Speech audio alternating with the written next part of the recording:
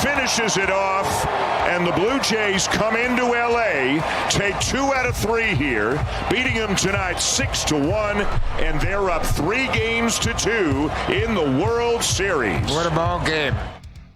They are. Buck Martinez back to Toronto. Chance to wrap it up. The World Series. Unbelievable. Thursday, SportsCage. How you doing out there? We got flurries, rain in downtown Regina. We're getting into fall, no doubt about it.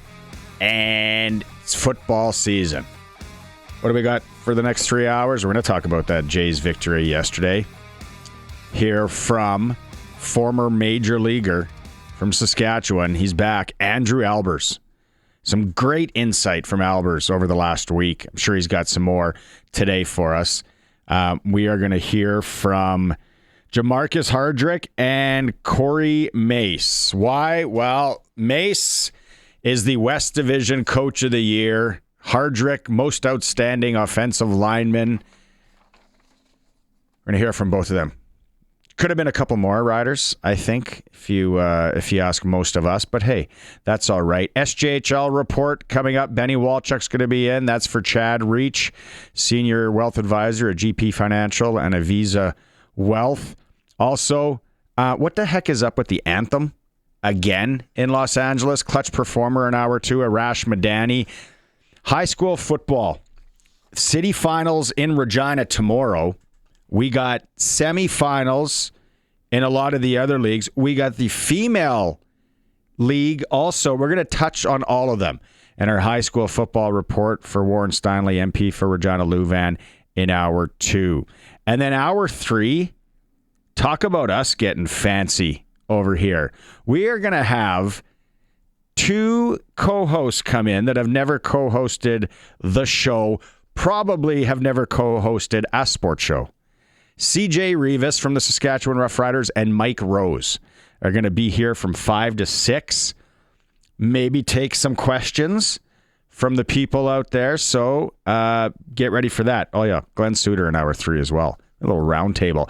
I do have Colson with me riding shotgun, and my co-host for 3 hours, the guy that's going to spit in for 3 hours over there, Greg from the Piffles podcast. It's been a couple of weeks since you've been floating by here. How are let's start. Let's before we get into Blue Jays. Tough one for your Regina Thunder last weekend. I just got over it and we're bringing it up again. All right, onward. No, but it was like I was telling Colson before the show started. If you didn't have a dog in the fight, it was a hell of a football game. Mm-hmm. But unfortunately, I was on the losing end of that one, and the closest thing I could describe was 2009. Then I realized half those players were probably like 4 years old, so they don't know what I'm talking about when I say that. Yeah. No, that was how it went down and how it shook down, and just another wild one.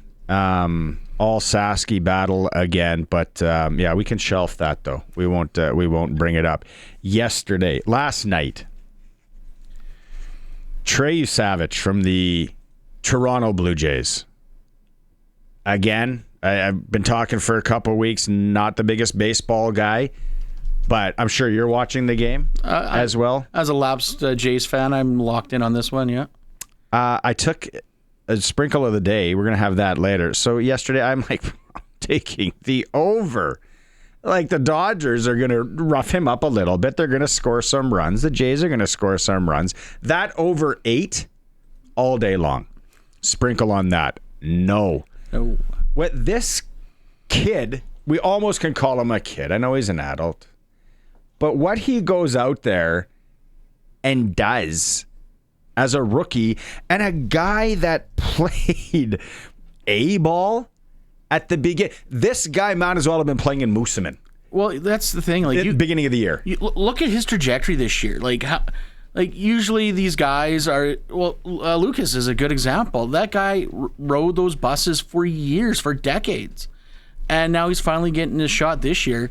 This guy rolls into A-ball, and he's pitching in the World Series, where he set the new strikeout record. Yeah. And he struck out the entire team. Everyone up on that Dodgers roster struck out to him. 12 strikeouts. At least once. 12 strikeouts. yesterday. I can't read that, Colson. Sorry. No, it's foggy. Do you want to go through it? There we go.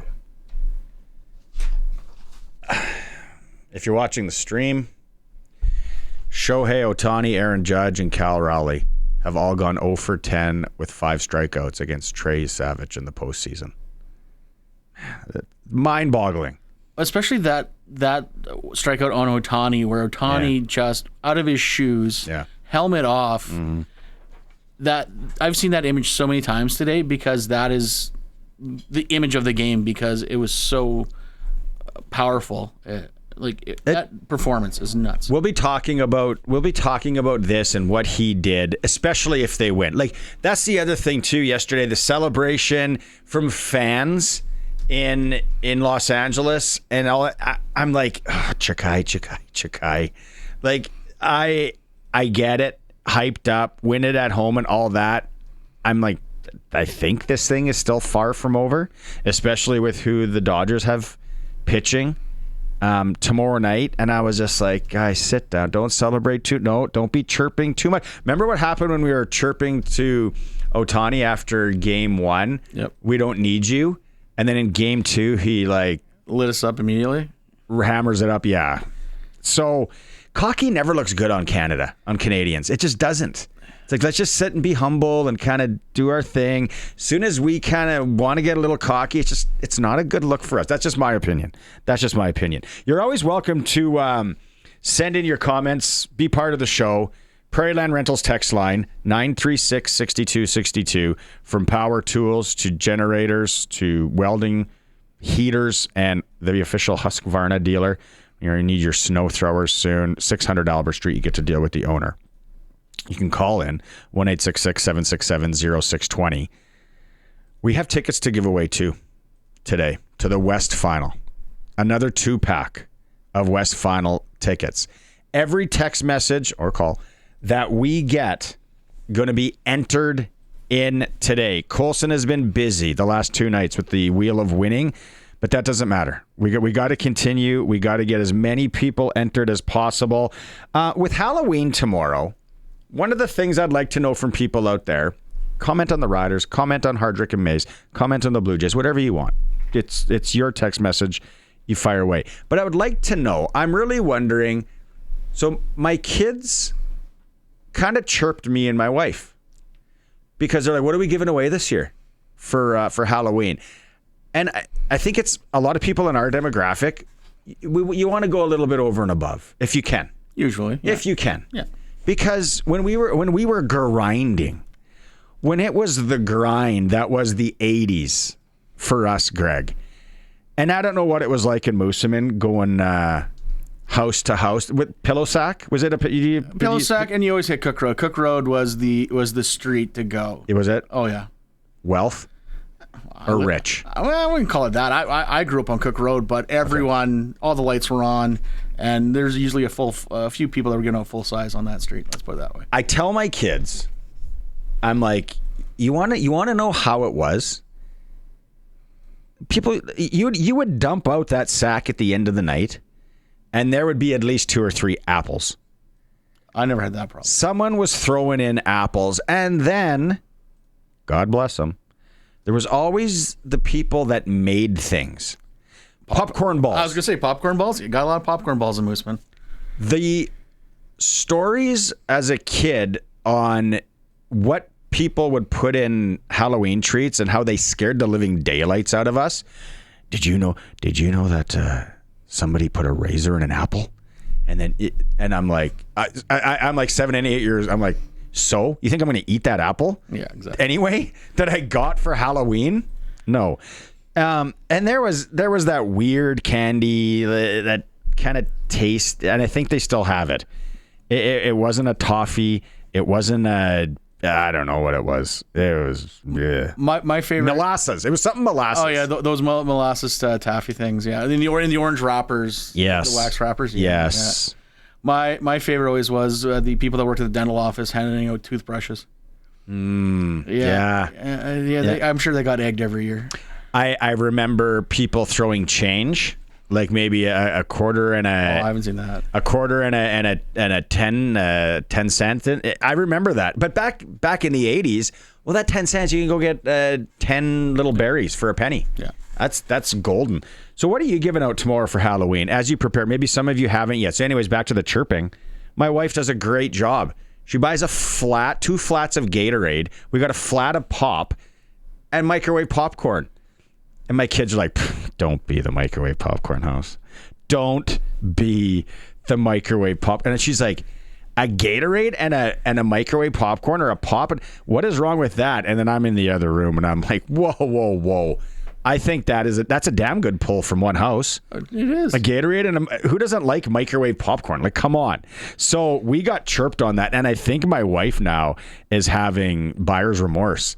She's like, what, should I go out and buy chips or should I go out and buy? And knowing my wife, it's going to be like, okay, well, I'm going to go and get from the wholesale club, the big bags.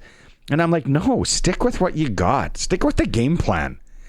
And last year we had lots of chocolate bars, Well, I was giving out 2 to each. Yep. And it was a record year. So by the end of it, I'm like going through the pantry and I'm like, what can I give out in here? Itchy Ban? Anyone want some Itchy Ban? What about these hash brown things from Costco? Can I dump this in a kid's sack? What are you giving out tomorrow for Halloween? Or what did you hate getting? And tomorrow's Halloween. We'll probably run with it again. But it's just something on the text line I thought would be fun. 936-6262. All texts today. I'm going to be entered for 2 tickets to the West Final coming up next weekend. Okay. What do you want to go to, Colson? What do you got ready? Anything? Okay. First off, let's go to Davis Schneider, who just came out of the gate yesterday. It's like ring the alarm, Fushnikin style. Everyone in Los Angeles. First pitch out of the yard. This is him talking about being ready. Yeah. He has a really good changeup. His off-speed, his curveball, his slider. So he has a lot of good pitches. Obviously, his fastball is 96, 98, so you can't really take that for granted as well. But, George kind of always preaches, always be ready for the fastball first pitch, leading off the game, and George has done it for numerous years, and, I got to take some advice when I can get it. And, sitting fastball, was up in the zone. I didn't really think I got it, but, maybe playoff baseballs are a little bit juice. I don't know. So he wears the glasses in the game, and then at the post game, he put contacts in. I want to know, but that was something special. I thought I was watching highlights. Well, and you think about, like we talked about Savage and his season, he got bumped back down to the minors. Yes, and he had to play his way back on. Buffalo. Yeah, they thought they brought him up just for like an injury replacement, and now he's become monumental in this series. So then that happens, and then Vladdy goes up, and he hits a second pitch, right? Out of the yard? Yeah, third pitch. He missed the first one. He swung hard at the first one. Yeah, so the third pitch of the game. Yeah. He goes yard. Obviously, first time that's ever happened in a World Series game, back-to-back home runs. The Jays are rolling. And then Savage. And we start the show talking about him and what he did. And it's just unbelievable. His comments, he just kind of talks about the script on his life over the last year and how it's hard to believe. At any point when you walk out, the game starting, do you ever allow yourself to think, hey, there are 52,000 people here, I'm pitching to Shohei Ohtani. 7 months ago, I was pitching to 300 fans in front of me in Jupiter? Yeah, it's a crazy world. Hollywood couldn't have made it this good. So just being a part of this, I'm just very blessed. Okay, he's back, our baseball analyst, our World Series analyst, Andrew Albers, former Major League pitcher who originally hails from just outside North Battleford, Saskatchewan. Do we start with Yusevich last night, Andrew, and how wild that was? Yeah, unbelievably impressive. I mean, for a kid that's 22 years old to go out there and show the poise and composure that he had and rebound after probably what I would say was the shakiest playoff start in Game 1 where he just wasn't sharp. He was really good last night, and that was pretty impressive to watch. And he navigated that lineup incredibly well. Obviously, a lot of the numbers back it up. I think he punched out 12, didn't walk anybody. Just a really special outing from a kid who's been outstanding for him. When they talk so much about in the post-game show about didn't have a feel for his split in game one. Obviously, that's a pitch, and it's his major pitch. For the casual fan, like, how do you lose that? How do you know you don't have that? And then how do you know when you have it back? Yeah, that's a great question. I mean, you never know when you're going to have it or when you don't. Sometimes you just have that feel on a certain day, or every once in a while you go out there and the mechanics just aren't quite right, or the ball's not quite coming out of the hand right. Especially for a pitch like a split. It wasn't one that I threw. I really struggled with it. I tried at one point when I went down overseas. But, like, a lot of things can impact that. It can be how sticky the ball is, or humidity, how much sweat you have on your hand, and if you're able to kind of control that. So many different things factor into that. And sometimes with those pitches, if the mechanics are off just a little bit, they translate into big misses. And he had a lot of big misses with it in game one. And last night it was way, way better. And, obviously, again, the numbers reflected that. And again, kudos to him, because to be 22 years old and show that kind of poise and just attack guys and be that confident, it was really impressive to watch. How much would adrenaline play into those maybe the first inning, maybe the first couple of innings when it comes to velocity? Yeah, I don't know if it's so much a velocity deal with the adrenaline. It's more, are you able to calm yourself down enough to get into the adjustments that you need to make to command the baseball? Again, you get used to the adrenaline. I would certainly imagine for game one, he had a little bit more nerves than normal even. But maybe having had that start, he was able to control that a little bit better the second time out and knew what that feeling was going to be like. And again, responded just tremendously well. And the velocity, I don't think it necessarily bumps up the velocity. It might cause you to try a little bit harder. Mm-hmm. That doesn't always translate into velocity, and sometimes it causes your mechanics to be just a little bit off.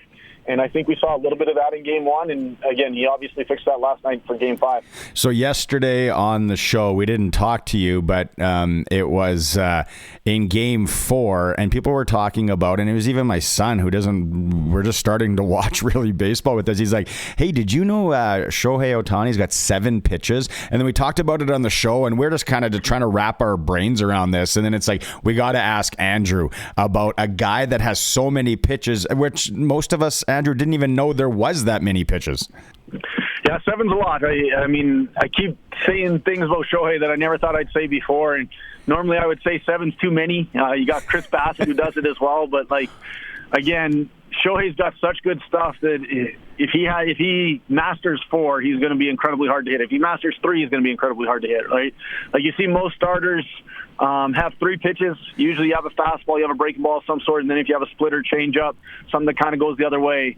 If you can do all 3 of those things, it causes really good tunnels, so it's really tougher for hitters to sit on a particular pitch, and if you can throw them all for strikes, it makes it real tough on hitters. To have 7 or 8, I don't even know where you go from there. I threw 4.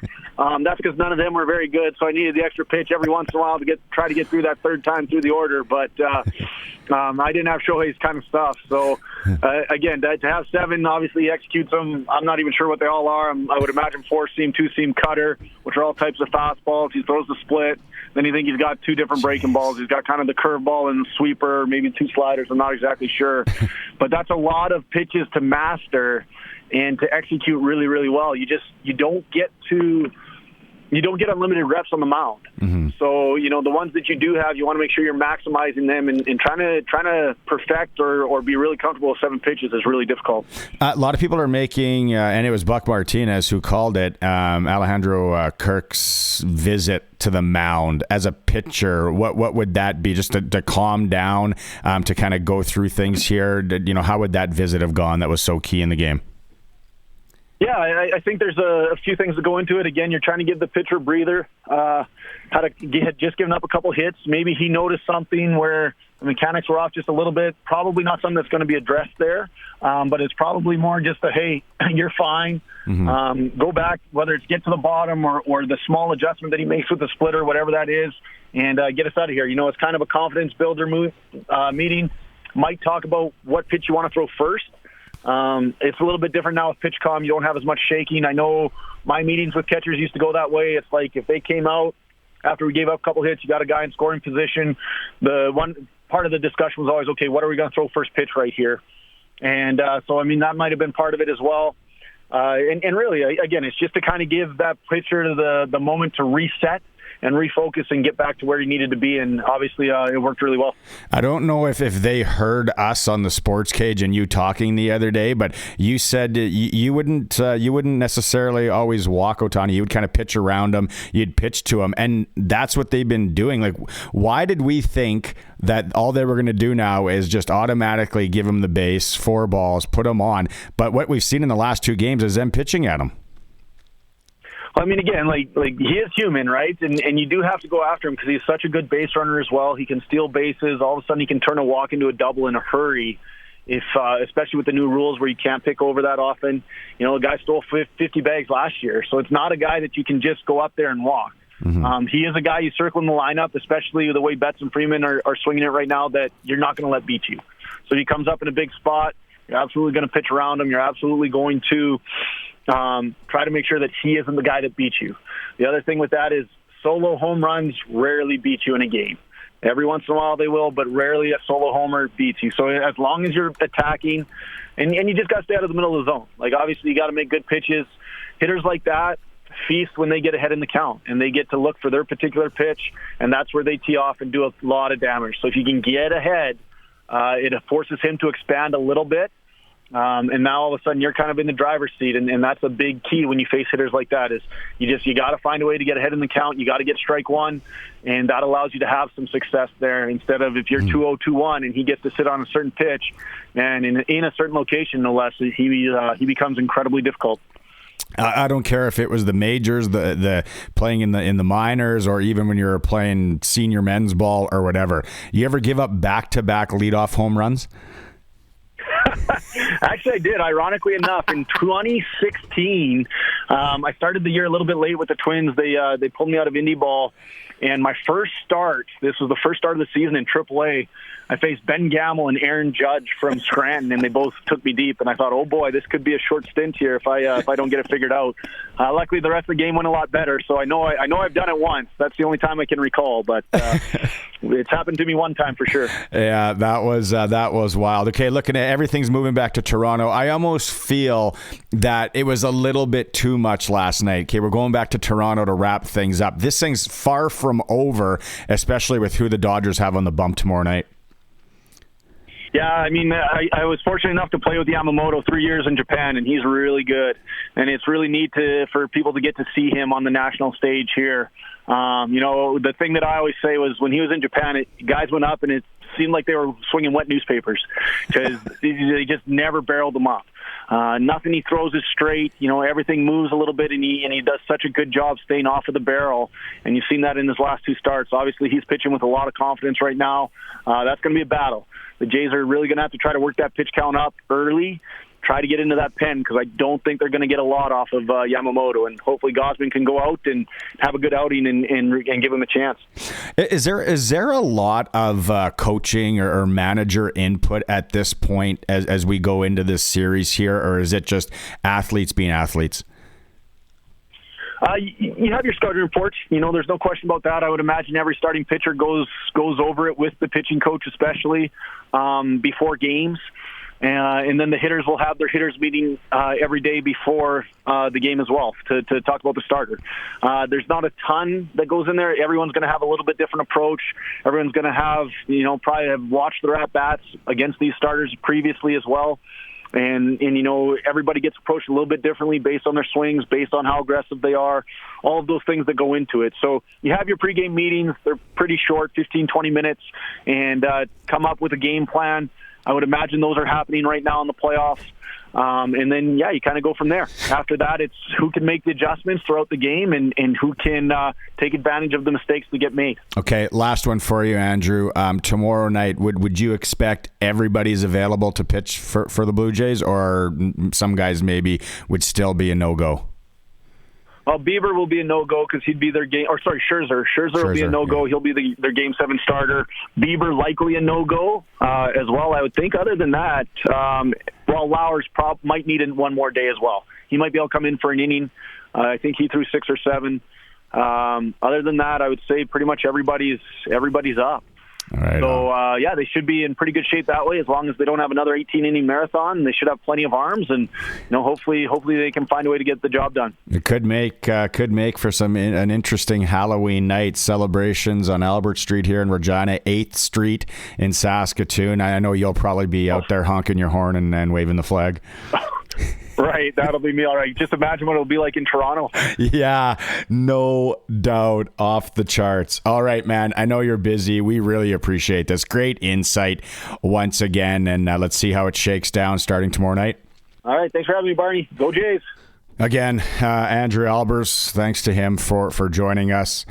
Former Major League pitcher from North Battleford, Saskatchewan, now resides in Saskatoon. Some great insight there. Really cool stuff. It is a sports cage. We are the home of local sports. We're the home of sports in Saskatchewan. Streaming through our YouTube channel. You can find us at sportscage.com. We're always on the mighty 620 CKRM. Jeez, Andrew Albers. Played with him, hey? Yamamoto? Wild. Just wild. Yeah. Actually, when we were done and before we went to break and we were wrapping it up, he said he is an amazing. He called him a kid because he was a kid when he played with him. Yeah. He's an amazing guy, like such an awesome human. So Jays will have their hands full tomorrow. 936-6262 Prairieland Rentals text line. We got some popcorn. Got some popcorn people handing out popcorn. There's nothing wrong with it. And who was it? Somebody said here. First off, we got it from Trina in Alberta. They're called Halloween Kisses, Barney. Those are the candies, the molasses thingies. Yeah, those things are terrible. Do they don't give them out still? Do they? Like you keep buying? You can still buy. No, you can still buy those. No, you can't. Yeah, you can. Where? They're probably the same stock from the black market, the underground. They're probably the same ones that we could have got as kids, but yeah. They're still there. Okay, here's this. This is hilarious. Dean in Regina. We've had a bunch of Deans text in today already. Get this one. We had a teacher in our neighborhood that gave away pencils. Not very popular. That house got egged. Yeah, Dean, what year are we talking, Dean? But that's what I'm saying. There was some weird stuff. Popcorn balls, weird. Apples, weird. See, the popcorn balls in Mooseman were very popular at the seniors' home. So if you did the old senior home tour, yeah, and I would trust those. Balls. Yeah, one would trust those. Yeah. If you're in the Alphabets in Saskatoon, where I was trick or treating, and someone throws a popcorn ball in your bag, like there's no. You're dicey on some of the other, like the wrapped up things that you're getting there. But so then Frank says the Topinka household is giving out glow lights with juice boxes and candy. There you go, kid. He says, have to work overtime to pay for everything. I just pay. It's all my wife. That's, you got it down pat. You've been married a while, haven't you, Frank? You know the rub. And lots of people giving away pop. There was somebody, who was it? Fang on the YouTube chat. 24 cans of pop. I only get about 15 to 20 kids. They still love getting a pop. For sure they do. Of course they do. Kids love getting pop. We're giving away Gatorade and a thing of microwave popcorn. Or a pop and a microwave popcorn. I think it's great. My kids are chirping my wife. Being like, don't give away popcorn. And we got 2 cases of popcorn now. What do we? That's a lot of microwave popcorn. I might bring it to the sports. I might hand it out here tomorrow in the sports cage. Wouldn't that be funny? Colson, you downtown Regina, you set up outside tomorrow and hand out treats. with a bowl, Colson just handing out people candy as it goes by. Oh, and let's video that and put it online. Big news today. Not so much surprising. We kind of know what's going down. Corey Mace, he's up for the West Division Coach of the Year. Jamarcus Hardrick, most outstanding lineman from our Saskatchewan Roughriders. If those two don't surprise you, or maybe Hardrick a bit? If it wasn't Hardrick, it was going to be Logan Furland. It was whoever came out of the Riders was going to be the West nominee easily. What about Mace versus Moss again? I think Mace is going to win this in a walk. I think so. Take a seat, Moss. Exactly. Tinted glasses, you're out. This is the year of Mace. Okay, Hardrick got 4 ready here. Hardrick, I guess they played a little bit of prank. They had some fun. Here's him talking about how he found out about the award today. A little scary from J.O. and Corey. a little yesterday, I was walking up, and they was like, hey, we got a meeting with you. And I walked in, and J.O. walked down the hall, and I sat with Mace. He was just quiet there, and J.O. walked in and said, Yosh, I'm sorry to have to come to this.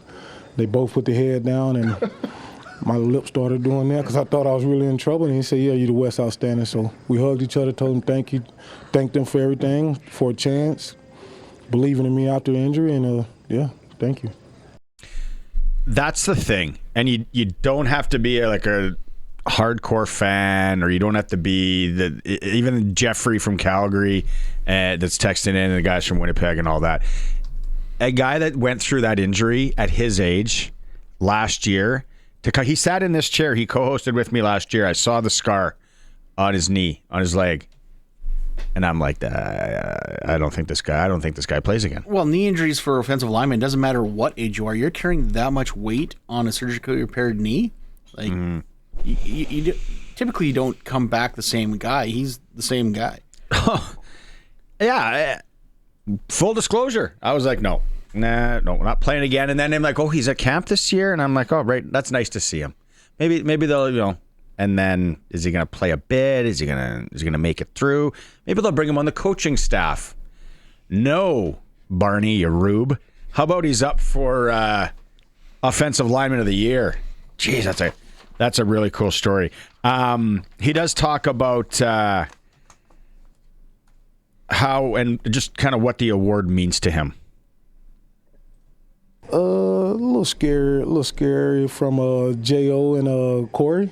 A little yesterday, I was walking up, and it means a lot. A lot of work went in, didn't do it alone, but it means a lot for me personally. But for the team, it means nothing, and let's go get this team goal. But personal level, it means a lot coming off an injury, getting back there, didn't do it alone. Guys beside me, the coaches, strength staff, everyone, but it means a lot in the grand scheme of things, but team thing, it means nothing. Okay, so you guys want a sprinkle here? You guys want to do a little gambling? Sure. We're going to hear from Coach Mace. Just give it a sec, Colson, on what the Coach of the Year nomination means. What is he going to say? It doesn't matter until the only award that matters is the Grey Cup. This is okay. I might go with this is a team. This is about the guys. Probably. It's not about me. That's the second one, yeah. That was my second. Dang. Going 1-0 this week. Yeah, always, yeah. Okay, Colson, what is he going to say? Truthfully, it means the organization, we kind of just pull together, man.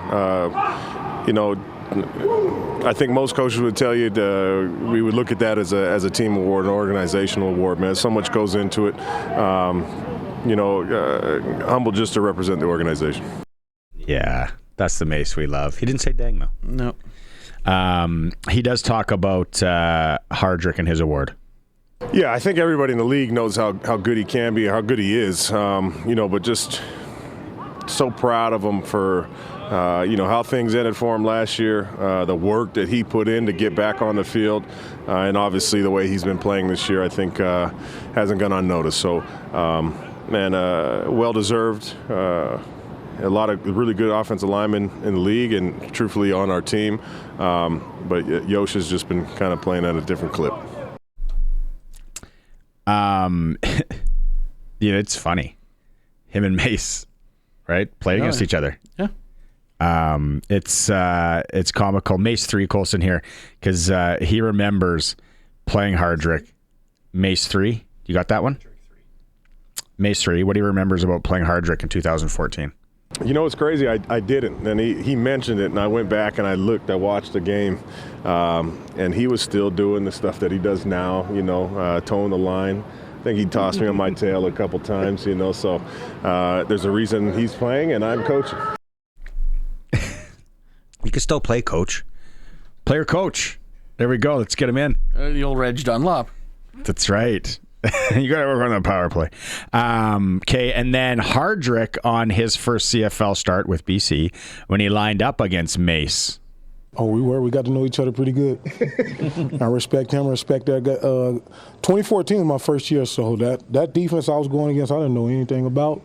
Now I look back at it as one of the good teams, one of the great teams that won the Grey Cup. I think my first game, I didn't even know 12 people was on the field. I was just playing. Dan DeRazio told me, he blocked the guy in front of me. We'll figure it out later. I think I showed up on a Tuesday, told me I was going to be on practice squad. Friday I said, hey, you're playing. I just got there. I didn't know any rules. I knew the yard was off. Dan DeRazio stayed up with me all night, and here we are today. That's great. That guy's just beauty. Well, you got to love it because that's how some of these guys come in. They come up, you're going to be in the practice roster, and then all of a sudden, guess what? You're playing this week. Yeah.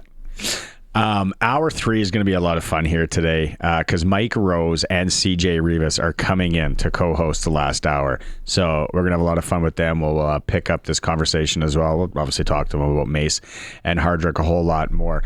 Still 936-6262. Do you want to win tickets to the West Final? All text messages today are entered to win, and everybody chatting on the YouTube chat as well through sportscage.com. We're going to come back with a little SJHL report here on the Sports Cage.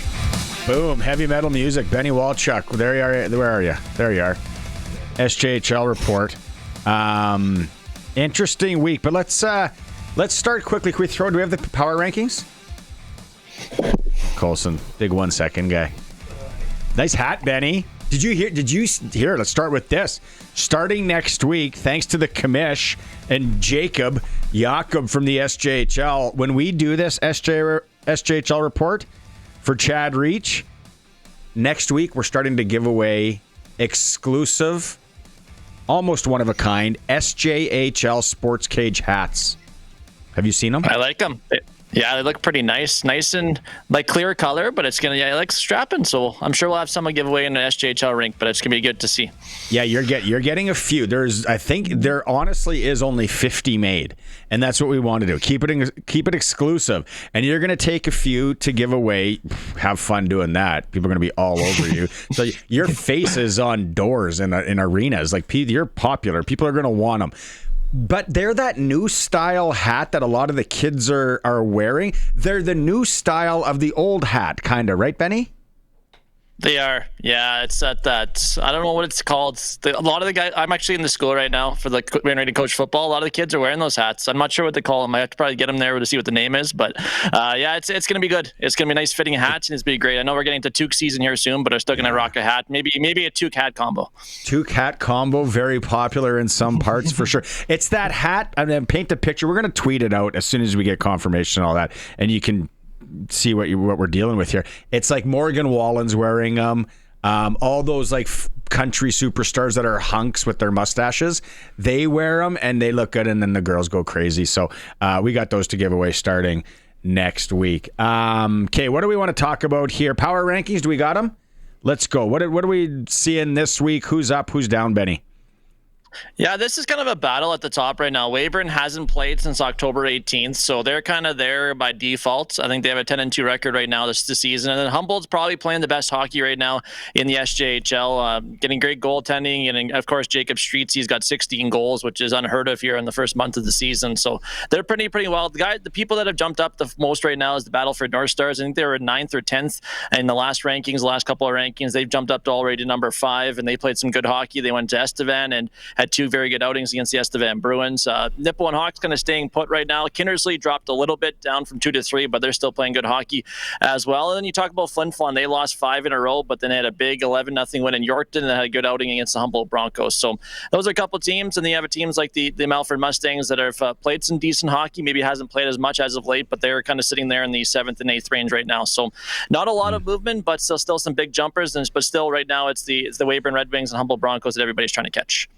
Okay, we got a next week, I think it is. Big weekend coming up in Martinsville.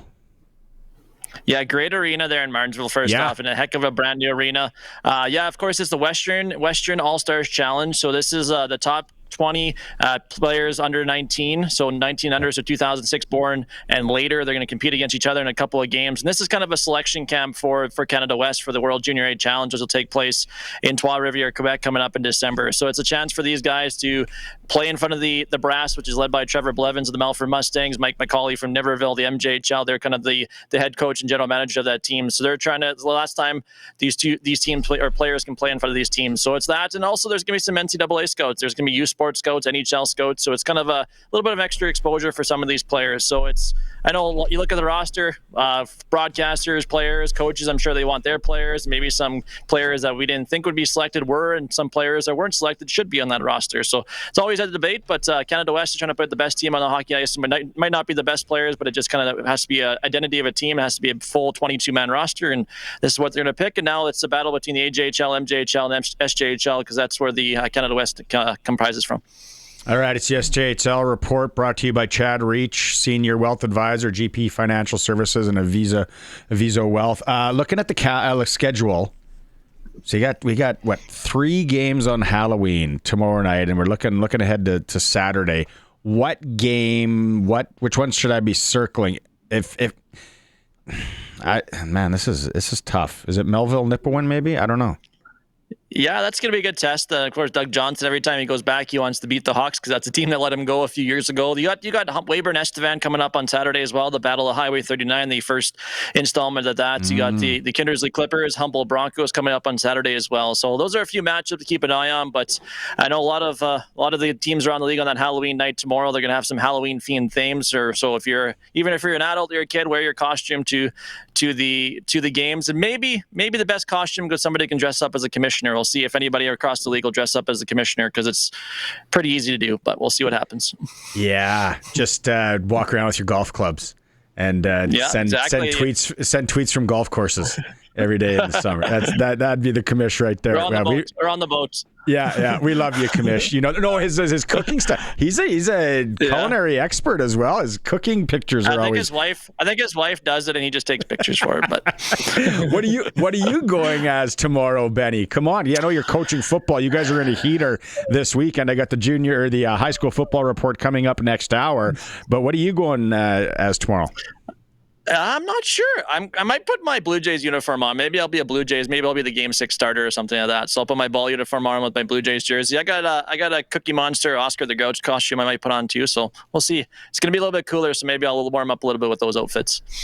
What when you used to trick or treat? You're not that old, so it wasn't that long ago. What was what did you? And was it in Melville? Is that where you would trick or treat? What were some of the good stuff you were getting, and what was some of the stuff that you couldn't believe people were handing out? Were people handing out pierogies in Melville? Not quite. Oh, that'd be nice. Scuffles. We had Scuffles once. Some lady gave out Scuffles, so that was a pretty good one. I think I'm an O. Henry guy, or Reese's Pieces guy, like those, or the Starburst. And this one lady in town, I'm not sure I'm not going to name the street in Melville, but she used to give out dimes. You give out a dime, which is okay, but then she gave out raisins with it. So it was like it was a bad combination. I'm not a big raisin fan, so that's probably the least favorite I had over the years. Those little boxes. That's a good point. Those little boxes of raisins. Those little red boxes. Those aren't still around, are they? Peanuts. No, or the random peanuts. They just throw peanuts. Some of them are broken. Put into your thing. Just make it all dirty in your pillowcase of a Halloween thing. Yeah, I know. That's what I'm saying. Peanuts. Everybody has all these they have all these fancy bags now. We just took pillowcases from our bed. That's what we used. Exactly. That pillowcase was going back in play that night under your head. Yeah. So yeah, the peanuts beat it with the loose peanuts. All right, Benny. Good luck. I like that tarp, by the way. That's sharp. What do you guys think? If I was gonna set a line on the game for the Melville squad, what would it be this week? I don't know. We got a couple banged up injuries from last Saturday. So we'll see what we'll have here. Everybody's day to day going into Saturday. So we'll see what kind of roster we'll have. But Lems and stuff, they're well coached. Very good football team with Coach Dunville. They've been there for a long time. But I'm going to go. I think it's still going to be pretty high scoring. I think we'll get off to a good start. We'll see if we can go toe to toe with them as the football game goes on. As the weather's going to be a little bit cooler here. The windy is going to be windy down the south wind, which is going right across our field. So we'll see what happens. But I'm going to go about maybe 55, 60 maybe total, something like that. Ooh, I'll hammer the over for sure. All right, Benny, have a good one. Good luck this weekend. Travel safe. Thanks, guys. Appreciate it.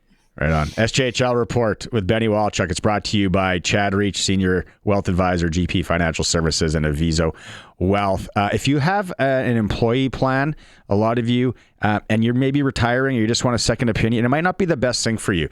Get a second opinion. You can call Chad and his team. He's helping people out with that all the time. gpfinancial.ca. All right, we'll go to break here. We'll come back. We got Ticker and a whole bunch more. It's a Sports Cage, streaming through our YouTube channel at sportscage.com.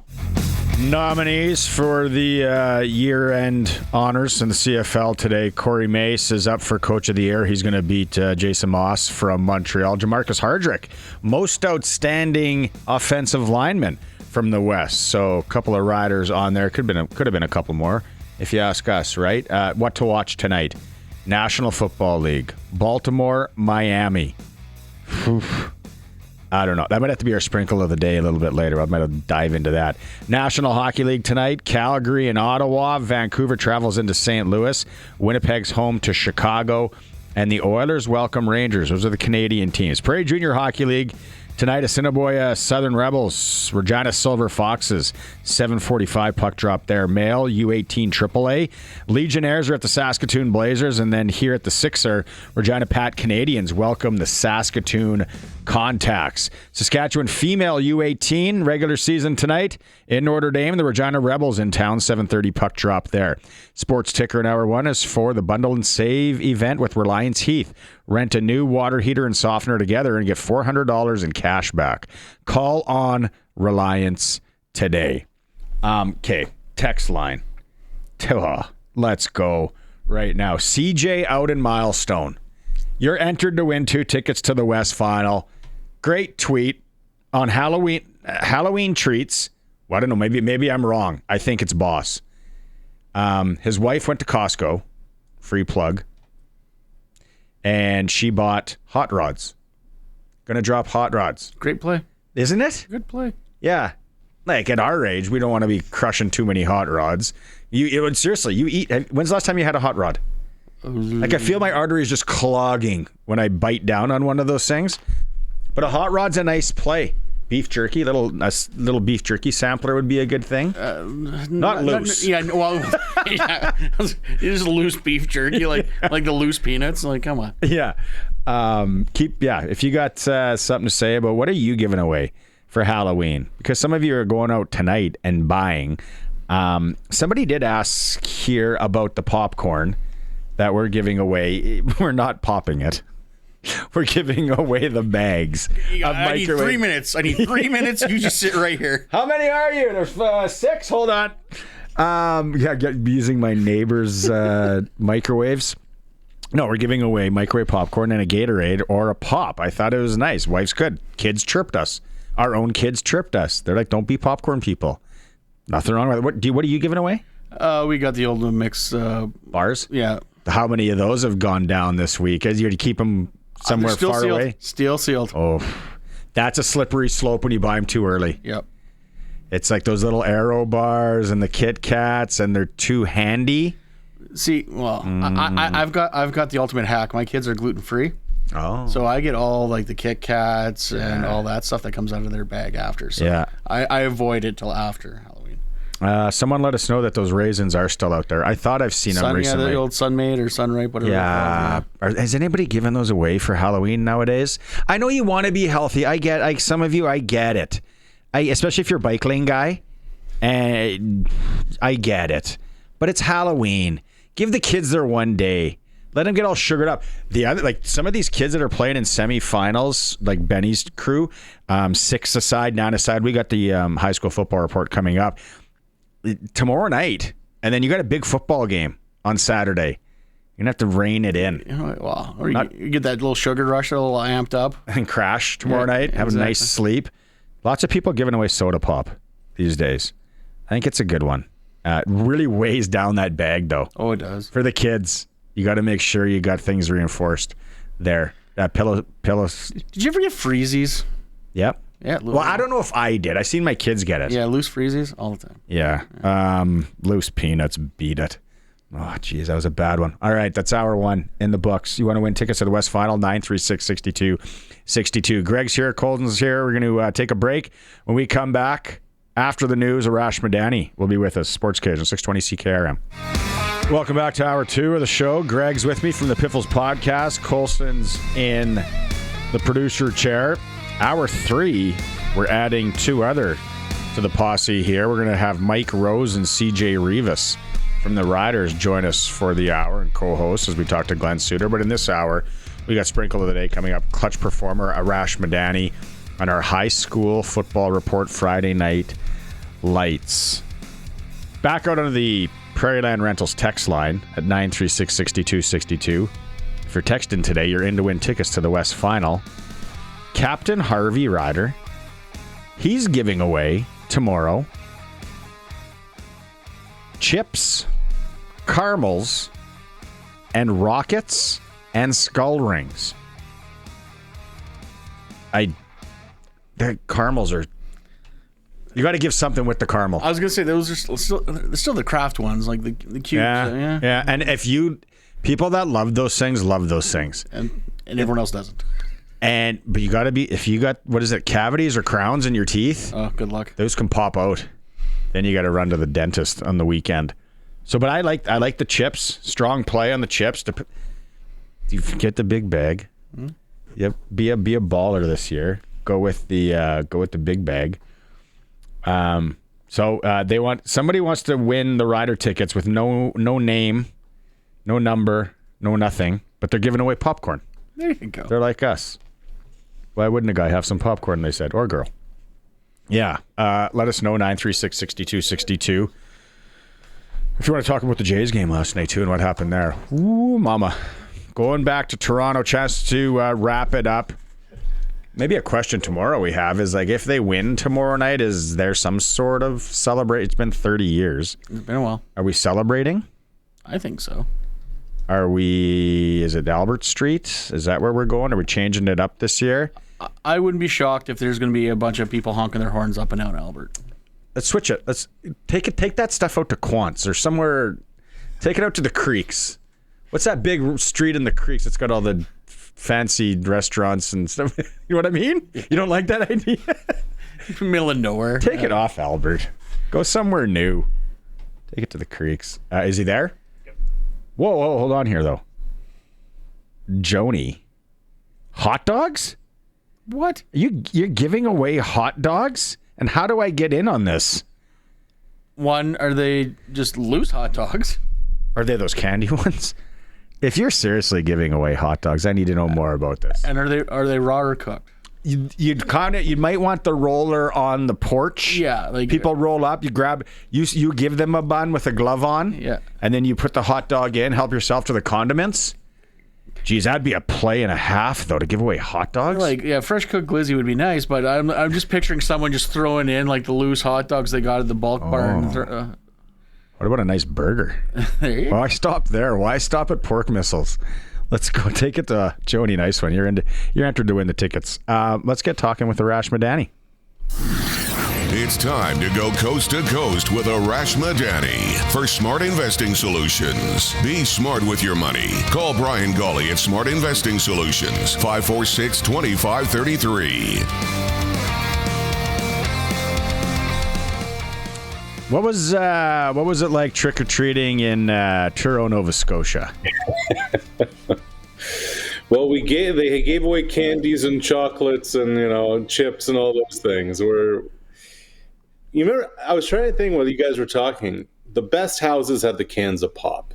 Yep. If you left with a can of pop, you're like, whoa. Whoa. You had to have the right bag though. Because if you walk around with one of those, and it's going to get two cans, you need a pillowcase, a good pillowcase. You get 2 cans of pop and some of those Bush League bags that could ruin your whole night. Not going to do it. I remember once again, the Alphabets in Saskatoon, someone ran up and tried grabbing my pillow. Because remember, that was always a thing. You're always worried about the big bullies coming by and grabbing that whole, all those hours you put in. And I hung on for dear life. I'm like, there's no way. You're not getting my rockets. Rockets? But I would take loose peanuts over rocket. I think rockets are so overrated. But people here, we have them at the front desk here at work. People love them. Not a fan. Not a fan. What about raisins, Arash? Did you ever get the raisins? No. The red boxes? Right. No, we don't need any of that. No. We don't need any of that. How about M&M peanut, apple? Twix bars. Yeah, apple. You get an apple, it's like, all right, call the cops, right? Like those are the sketchy people on the street. The popcorn balls. Come on. Oh, man. Yeah. The Whoppers, what I was always good with.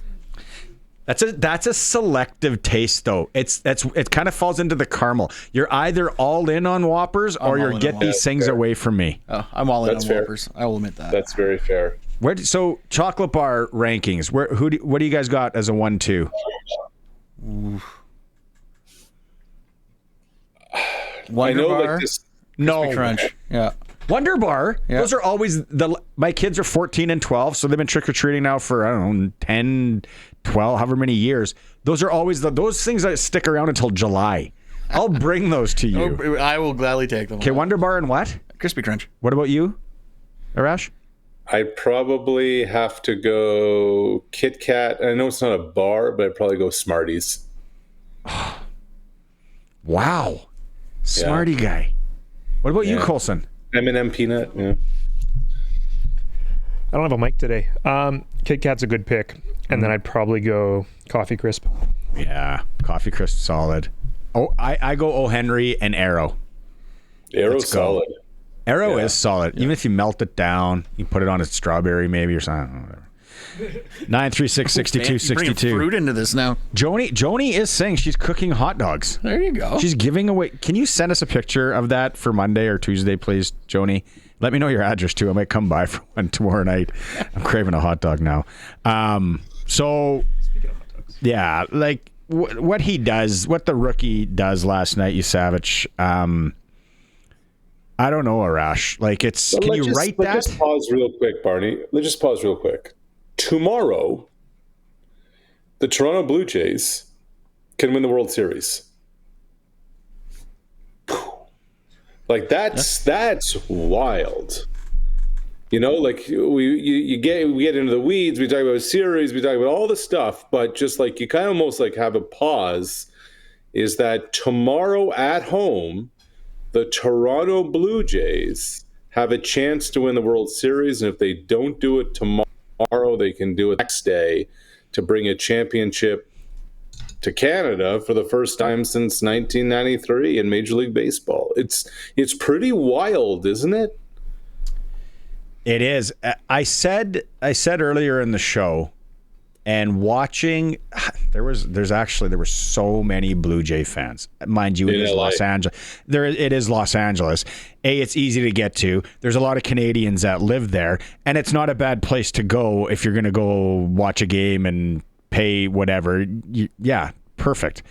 But the celebrations that they were showing after, and Hazel May and the crew out there, and the Major League MLB Network crews out there and all that, and then they're celebrating like they've already won. And I'm like, ugh. And the chants are going and all that. Where I said earlier, I say cocky does not look good on a Canadian, on Canada. I'm like, let's just bite our tongues. Let's get back home and let's see if we can wrap this up. Because it's still a long way from done. Still a long way from done, no question. But here's the thing. These guys just keep finding ways to win. Like, it's wild. Barney, 5 weeks ago, late September, you and I were talking. They lost 6 of 7. You're like, all right, well, season's over. They'll get the wild card, and and then they get by the Yankees, and you say to yourself, all right, well, the Mariners won the first 2 games in Toronto. They're up 2-0 going home for 3. It was good while it lasted. Congrats. And then Game 7 down 3-1 in the 7th inning. George Springer on one knee launches this shot, that a historic shot. And then they're in the World Series, and then they're down 2-1. They lose in 18 innings. It feels like that's the death knell. And what do? Without George Springer, the only dude with World Series experience on the roster, without Springer, they win back-to-back games. I mean, I don't know how you count these guys out, because all they seem to do is win. I think Jeter said it best. It's the star power of the Dodgers versus the depth of the Jays. The Jays are getting production from all sides.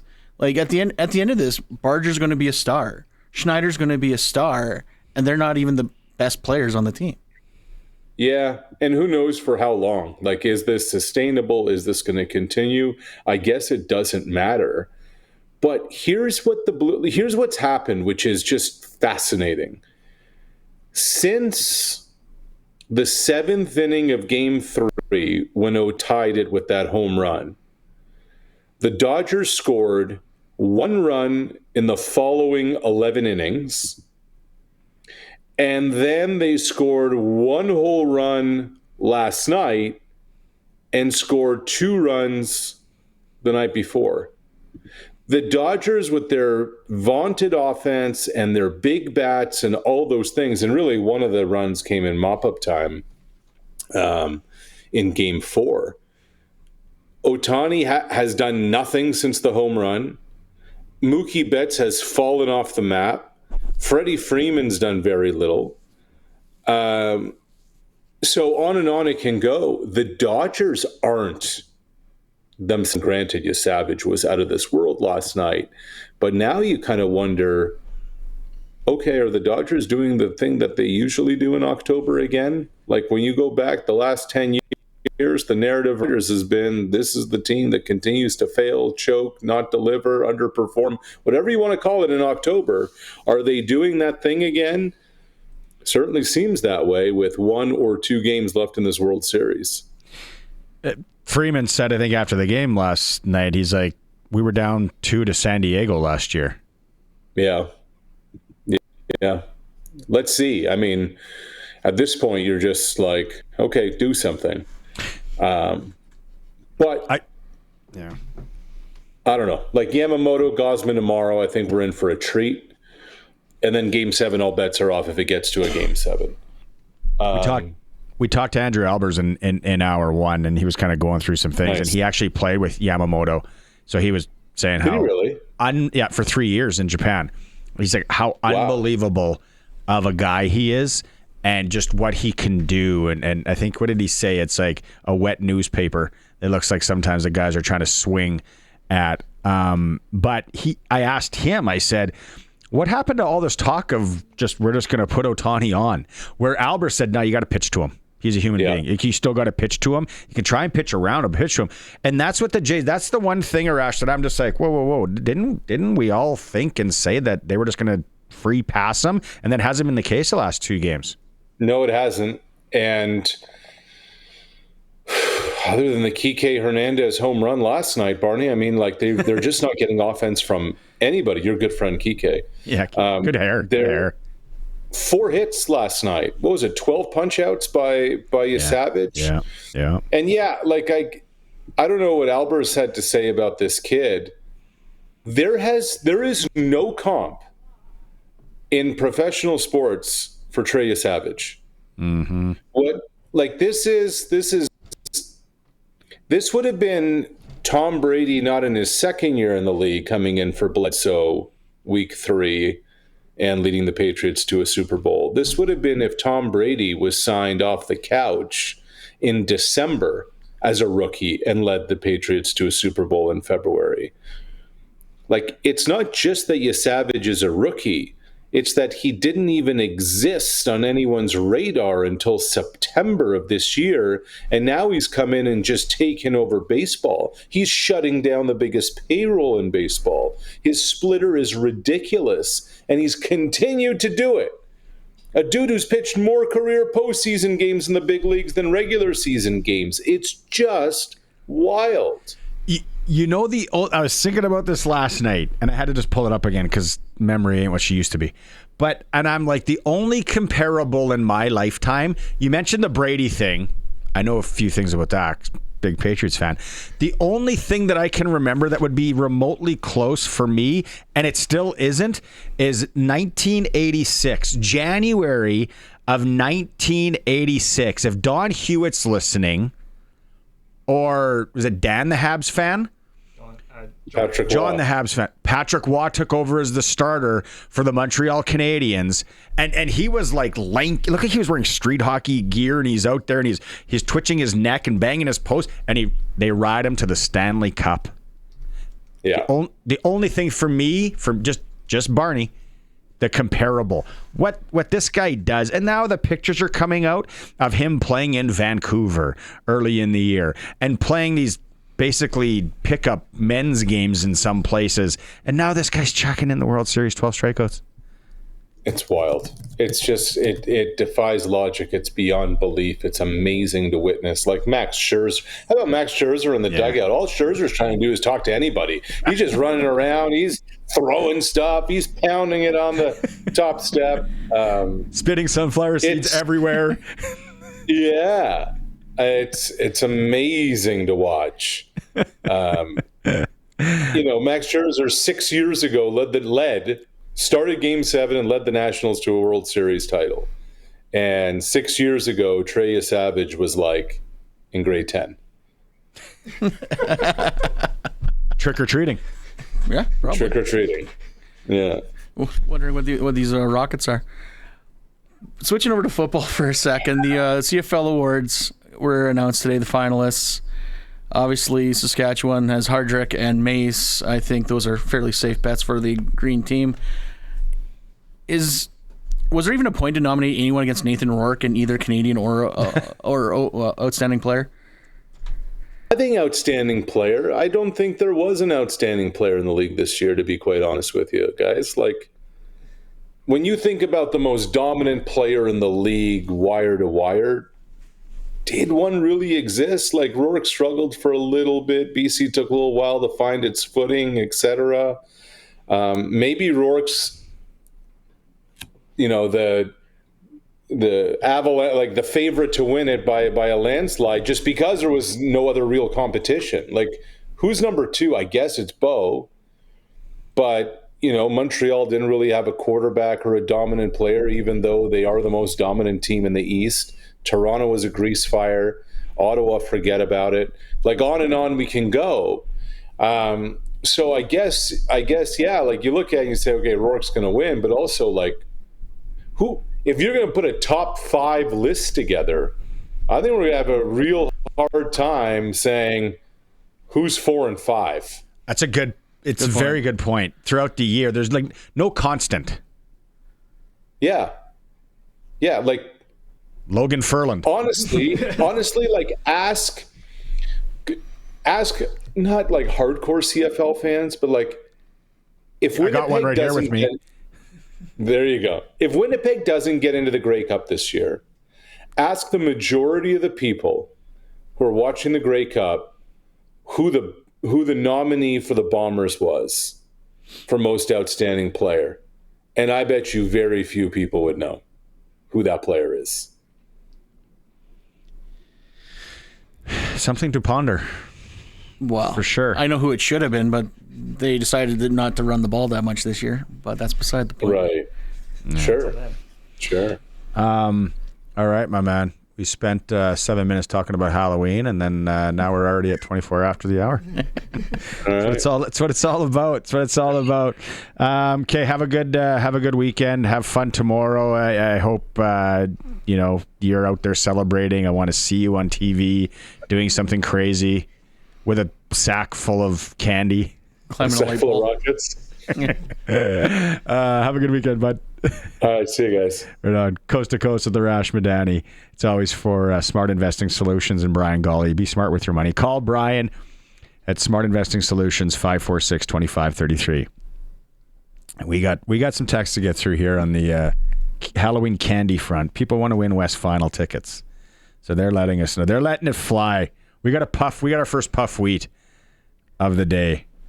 We'll come back. We got Sprinkle of the Day. We got Clutch Performer. And the high school football report. It's a sports cage on 620 CKRM.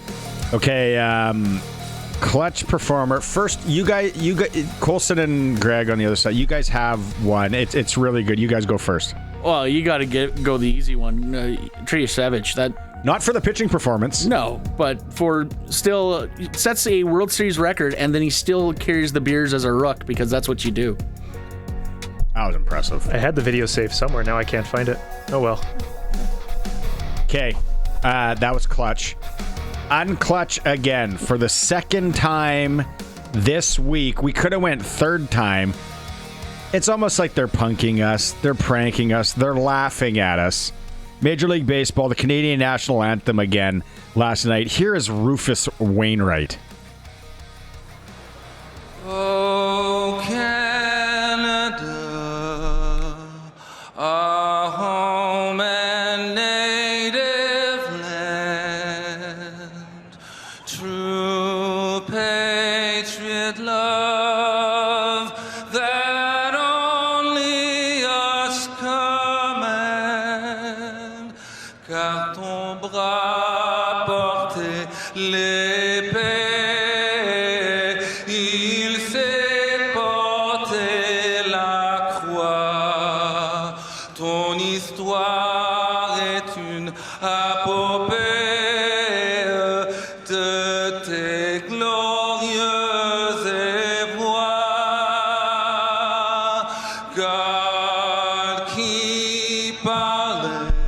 Like, I don't go. We could waste 3 hours on that. Well, at one point, I think he says he messes up the words for one. He kind of goes off tune. At least it's not to "Oh Christmas Tree" like the infamous one. I would take that.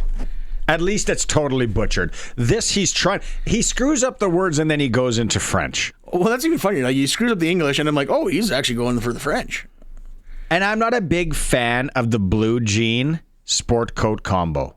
Blue jean sport coat. I never have been. It's a very, I find, Toronto airport guy talking too loud on his cell phone look for me. He's got a sport coat that from a suit tip-top style like 20 years ago, and then he bought Costco jeans. That's not the look, dude. And then his shirt's unbuttoned. Did you see him wear shirts unbuttoned? Belly button. I think he's hammered. I think he's absolutely buckled. If you're watching the stream, like, he's either gummied up or he's bucked.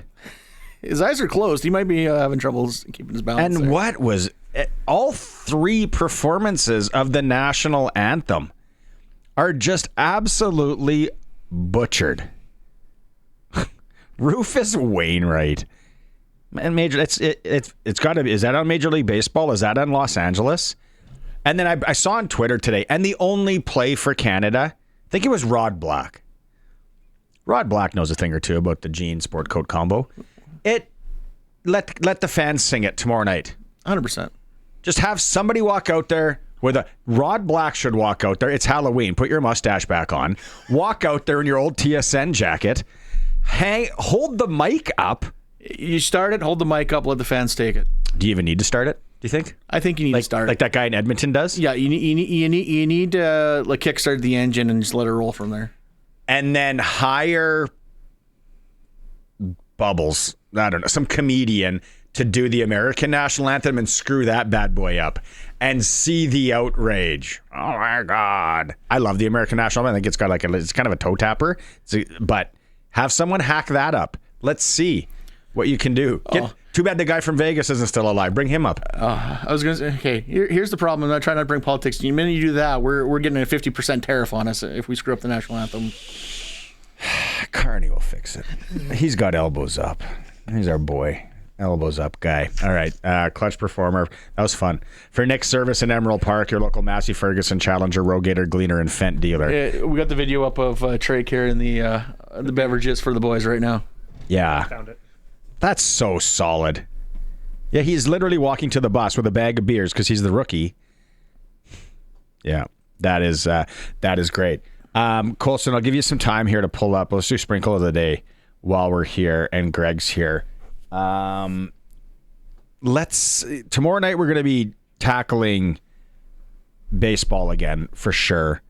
I want to kind of go to CFL for the weekend. No, let's go tonight. Let's go to hockey. Let's see what kind of parlay damage one could do at sportselect.com. You can get in. Simply make your picks online now at Sports Select. Generate your QR code. Lock in your bets and just go to your local Lotto Spot retailer, scan it, and there's your slip. Or you can still do the slip thing if that's what you like. Every bet's 100% illegal. You got to be 18 years plus to play. So tonight, 3-game. So you got to... What do you guys think? Calgary, Ottawa. Do we touch that one?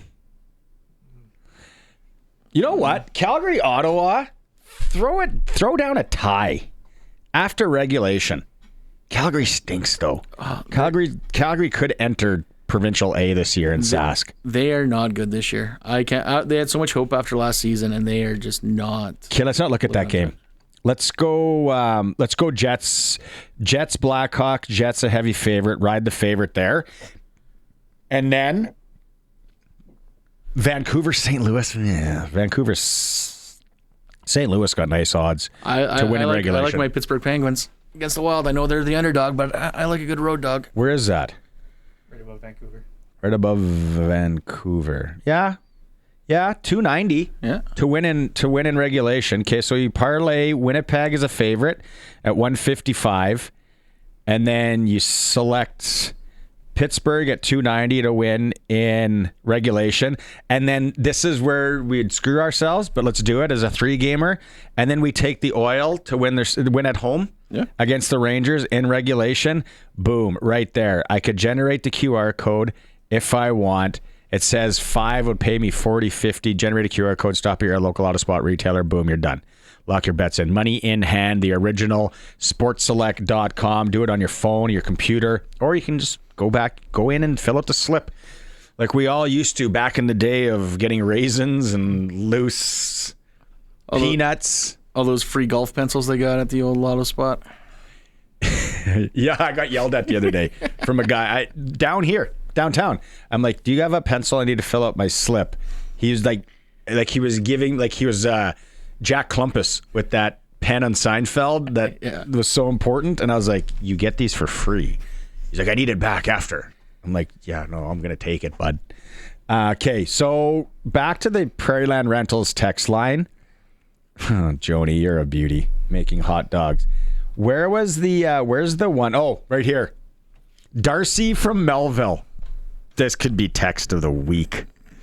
Benny Walchuk was talking when he was on about trick-or-treating in Melville back in the day. What did he say? What was his... I forget what he said. There's something that people were handing out there, but he says, Benny forgot to mention the lady who knitted mitts all year and gave them out at Halloween.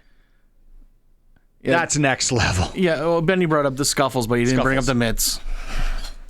Oh, come on, Darcy. You're entered to win 2 tickets to the West Final. Great text message there. Absolutely love it. Rose is saying Game 5, oh Canada, thumbs down. You better believe it, Rose. That's Rufus Wainwright. Send him some hate mail. Tanya saying, and the anthem singer also screwed up when he was singing French before he switched back to English. I thought that. I feel like he says Tony somebody. I think a guy I went to high school with, his name, when he was singing the French part. I'm on board with that. Tanya, you got a chance to win tickets as well. Wainwright didn't mess up the words of the anthem. He purposely changed them to say that only we command. There's a message there for you, for the Americans. Oh, Greg's gonna break something. We got to go to break. That's who is that? No name. They just want to. Rufus texting in. He's listening. Rufus, bad combo, bud. It is the Sports Cage. We got the high school football report still to come, and more fun. Let us know on the Prairieland Rentals text line what you think on the Halloween thing to 936-6262. We're streaming through our YouTube channel at sportscage.com. There's the music. It is the high school football report that we do here on the Sports Cage, that we cover local sports. We love it. It's called Friday Night Lights. It's brought to you by Warren Steinley, MP for Regina Louvain, always on Saskatchewan's side. We are going to start with the Prairie Girls Football League. You got it. It is the league, U18 tackle football, grades 8 to 12. These ladies have been playing hard all season, and we're down to the semifinals. We got Moosomin at Melville. They last played October 5th. It was a high-scoring affair. Moosomin 65-52. So that one goes down in Melville on Saturday. Now Sunday in Yorkton, Southeast, who plays out of Estevan, Up against Yorkton, the last time these two teams played, on October 11th, it was Yorkton 68-18. So both semifinals going strong this weekend in the Prairie Girls Football League. Go get them, girls. We're happy to support. Let us know out there, too. Right? hi@sportscage.com. Send us an email. Let us know how things are going. All right, we move on to 1A 6-a-side. Was it always Lemberg and Hafford? I don't know. But there's two teams that have something to say about that. It's Hanley and Carrot River. They've advanced. We're into the semifinals. Going down Saturday, 1 o'clock. The first one's in Lemberg. Hanley is in town. Hanley 64-14 over Rostern in the quarters. Hanley's coming in to take on that potent Lemberg squad. Now, the other game is in Carrot River. Hafford put up 99 points in the quarters against LCBI last Friday. Carrot River's going to have their hands full, but Carrot River's coming off putting up 54 on Bigger. It goes down again 1 o'clock Saturday. Those are both of your 1A 6-a-side semifinals. Okay, 2A 6-a-side. Here we are. The semifinals are set. Isn't it fun? It's such a Sasky thing.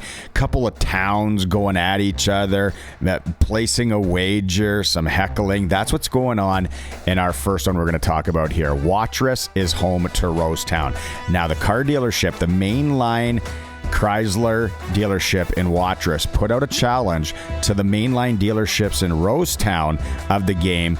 The loser is paying the winner's football program 500 beans. Awesome job by the Mainline Automotive Group. It goes down 1 o'clock in Watrous. Watrous is a power.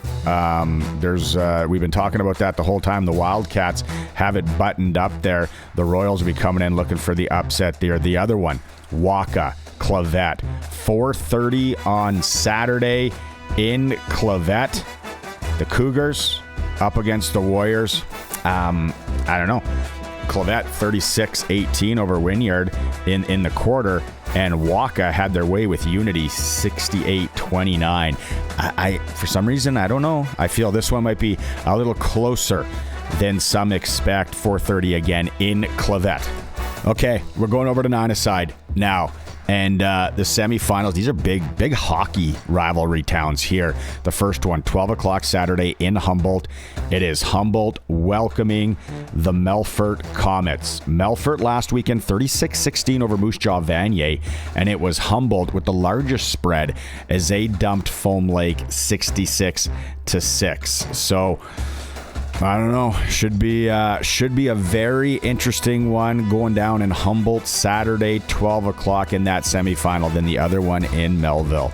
Let's go. 12:30 start. If you're going for brunch, end it a little earlier. Head to the field. I actually had a nice bowl of wonton soup in downtown Melville a few years ago. Lumsden's in town. Lumsden kind of ranked number 1-2 with Melfort all year, but Melville, they've been coaching them up this week. Athleticism, let's see it happen. Melville 41-32 over North Battleford Jean Paul II last weekend, and Lumsden was 43-13 on top of Tisdale.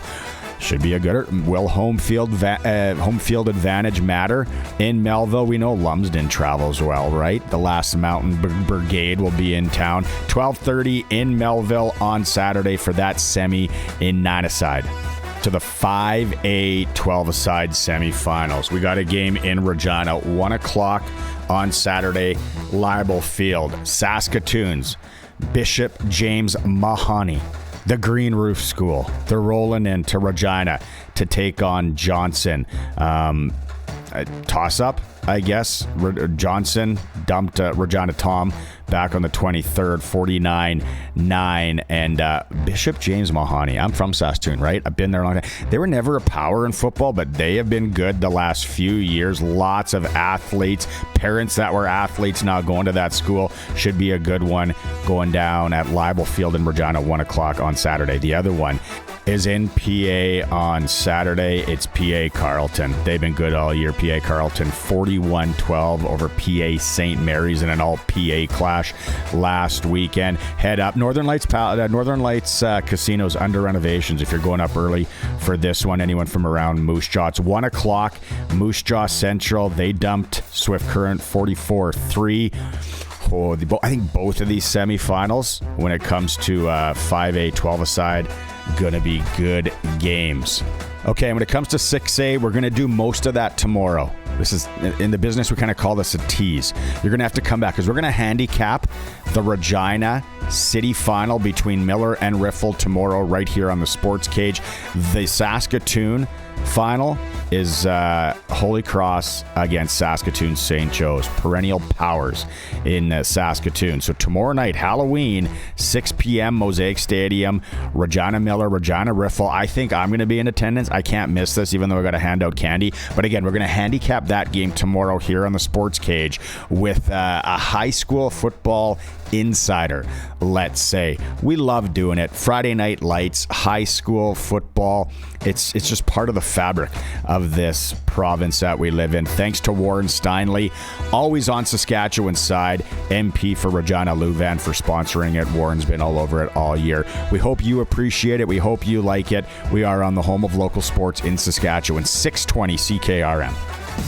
Saskatchewan Roughrider head coach Corey Mace is up for Coach of the Year against Jason Moss again this year. He's going to beat him, right? Jamarcus Hardrick from the Green and White is up as most outstanding offensive lineman. That came down today. We're going to talk more about that in moments. National Football League Week 9 today starts. Baltimore traveling into Miami, 6:15 kickoff. National Hockey League, Canadian teams, Flames in Ottawa, Vancouver's in St. Louis, Winnipeg welcomes Chicago.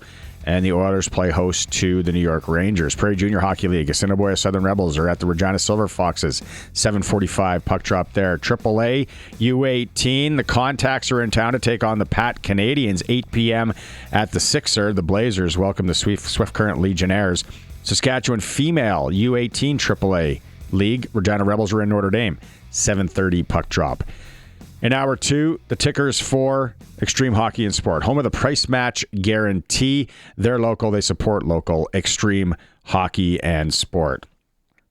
So Greg from Piffles Podcast is here with me today, and Colson as well. Coming up in hour 3, Mike Rose and CJ Reavis are going to join and co-host the last hour.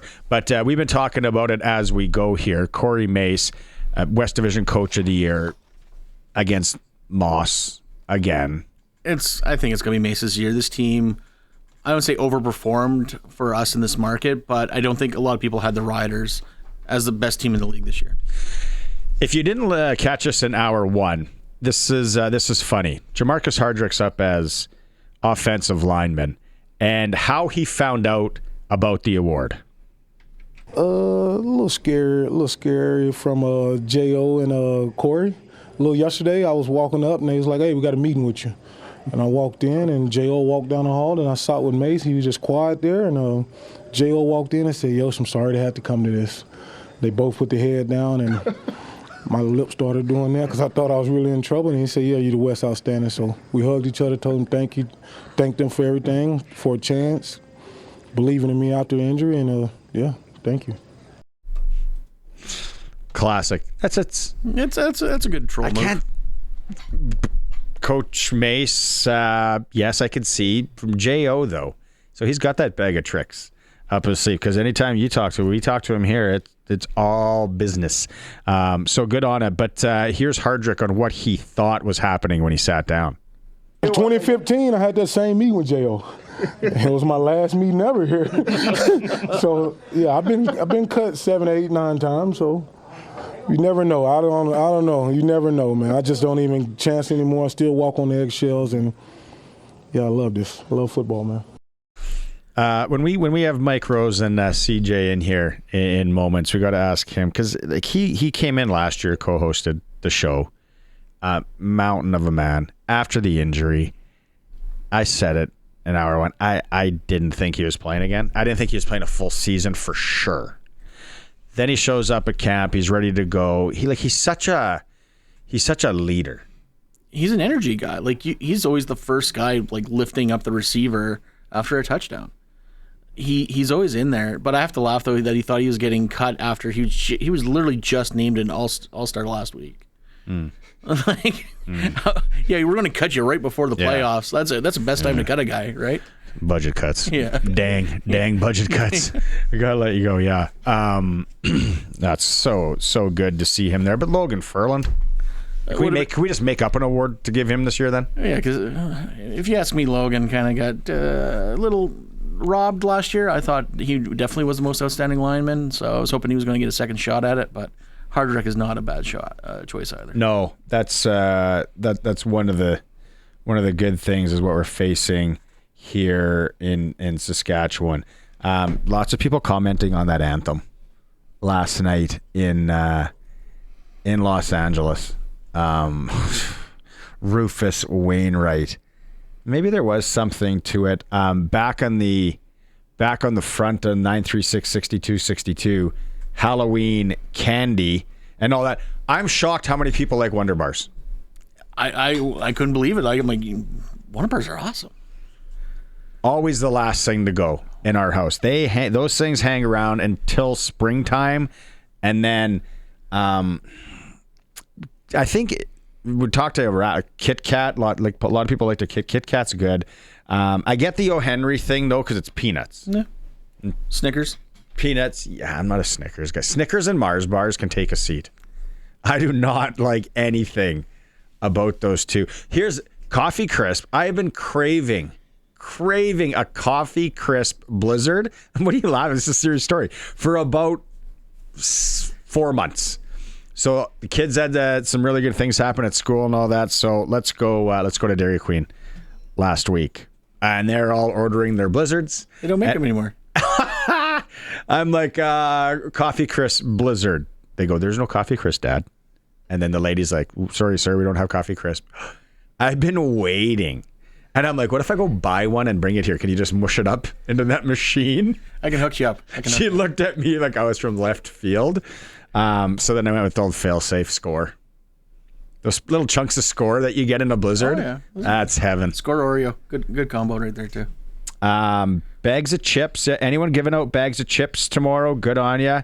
See, if you haven't thought of anything yet, and this all stemmed from my wife doing fantastic work and picking up a flat of pop, a flat, maybe 2 flats of Gatorades, and then she bought 2 big boxes of microwave popcorn to give out.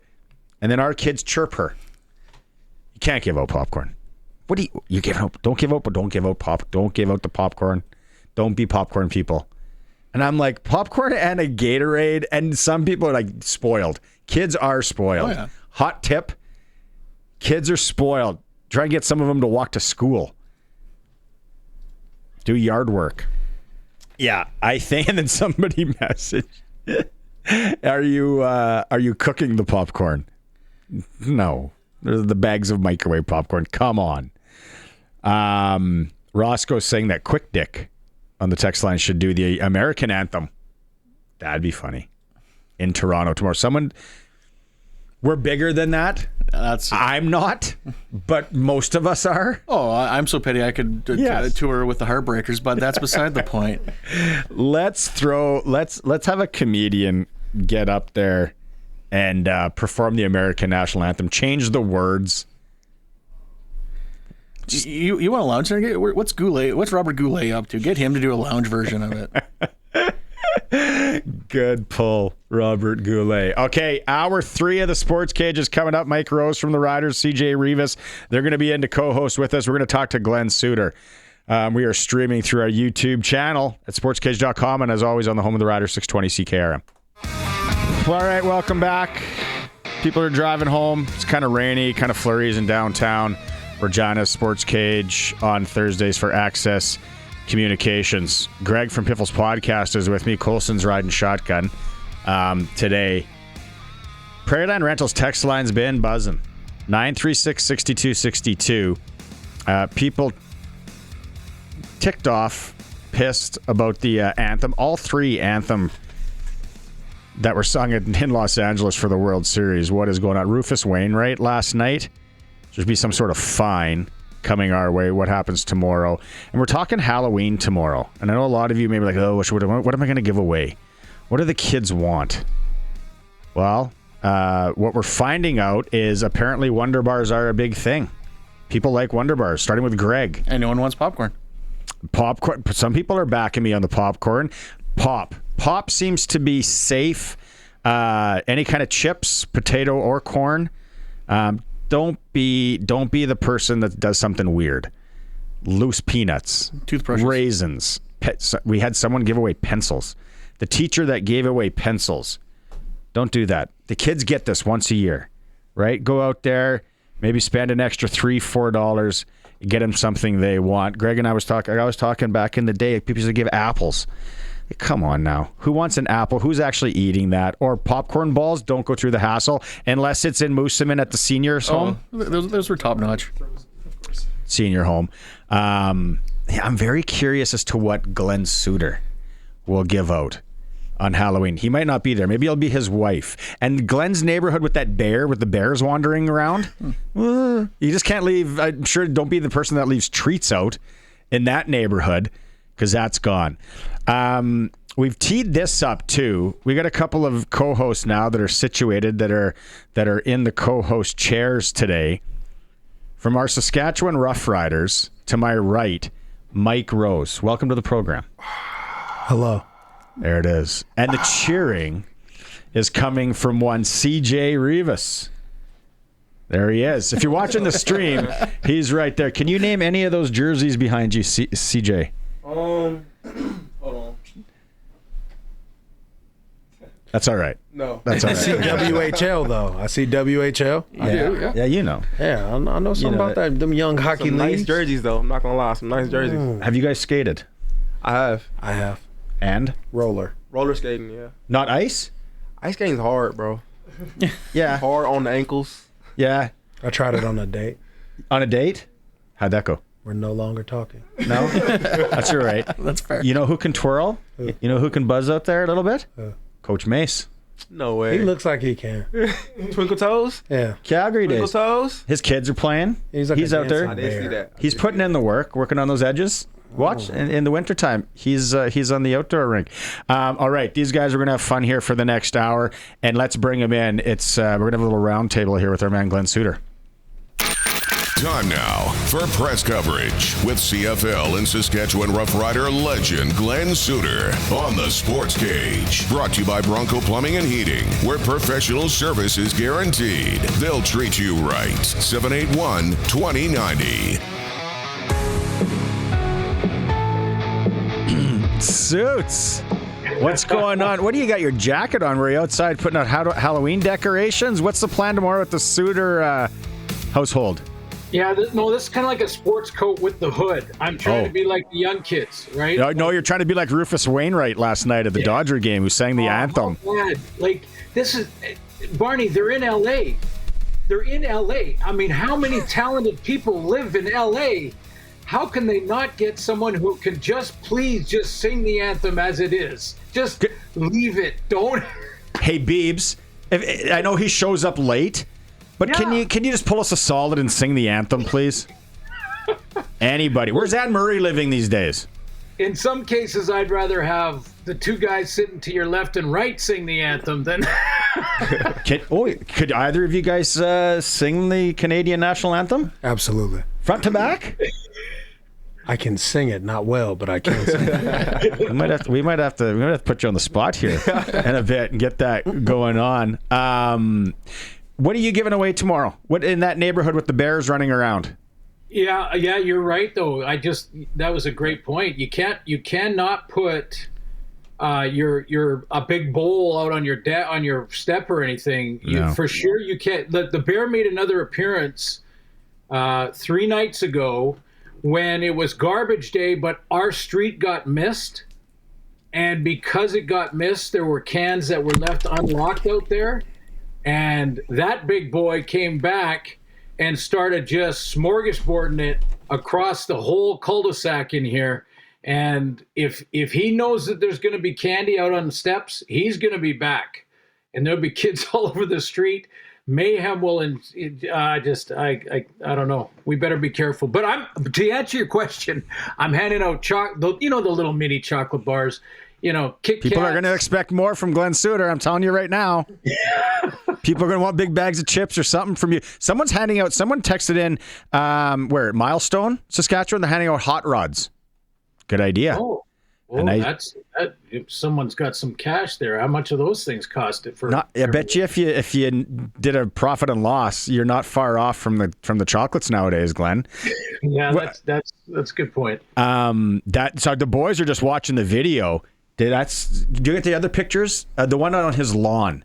So Glen's out in near Vancouver. Okay. He's got these bears that wander his neighborhood. Oh no. Yeah, you guys ever been close up to a bear? Absolutely not. No. But I bet Mike's been close to a couple of linemen that are just like a bear. Nah, they're like billy goats. they like try to ram you, then you just push them down a little bit.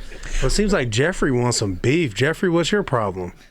Yeah, Jeffrey, I see you down there. What's your beef? Yeah, Jeffrey on the YouTube chat. He's a Stamps fan. I regret nothing. I'm a man. I regret nothing, Jeffrey. What did he say? Attaboy. Glenn, you got a question for either of these fellas here that are in? Well, I want to first ask CJ how he likes playing safety. Like, go ahead. Well, that was a position that I know well back in the day, 100 years ago. So how do you like it? You have to be patient, right, back there? Yeah, I'm not gonna lie. It's different from Sam. Sam, I'm in the action, dang near every play. Free safety is a little more communicating, a little more directing. Less playmaking. But I feel like at the same time, it's making me grow as a player. It's making me choose my spots better. It's making me see more of the field. At Sam, I'm kind of like in the middle, but like at free, I can see the whole actual field now. So it's like it's making me be more communicative, and it's making me just see the game better. I think slow the game down for me a little bit, honestly. Yeah, interesting. It's tough when you go from Sam because of the patience you need. Because if you start jumping stuff, you're going to leave your teammates hanging, out there 100%. Playing outside shade. Hey, Mike, I have to ask Mike a question about when you're keep asking this. I think I know the answer to this, but when you're asked all the time, which team would you rather play? Which team would you rather have coming out of the semi? What's your answer? Because I think I know what it is.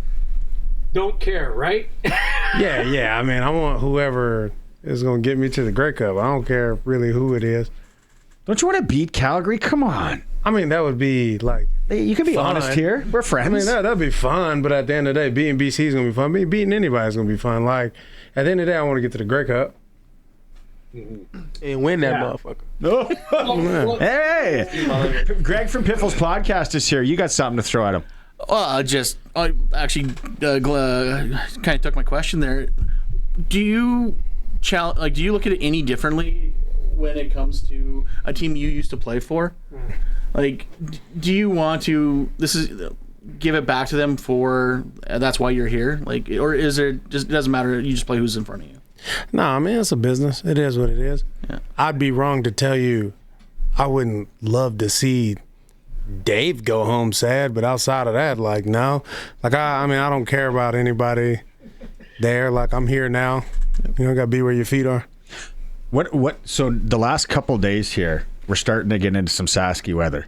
Oh, right, man. It's cold. The wind's howling. We had some sleet and all that today. How do you prepare differently, even for practices? I kind of keep the same routine, honestly. I stretch during meetings. I'm stretching all day. I'm doing this all day anyway. So I think it just keeps my same routine. It's just I got to put on more layers. Yeah, that's all. You? Nah. Same all? Nah, people are attacking me every play, so I got to do what I got to do.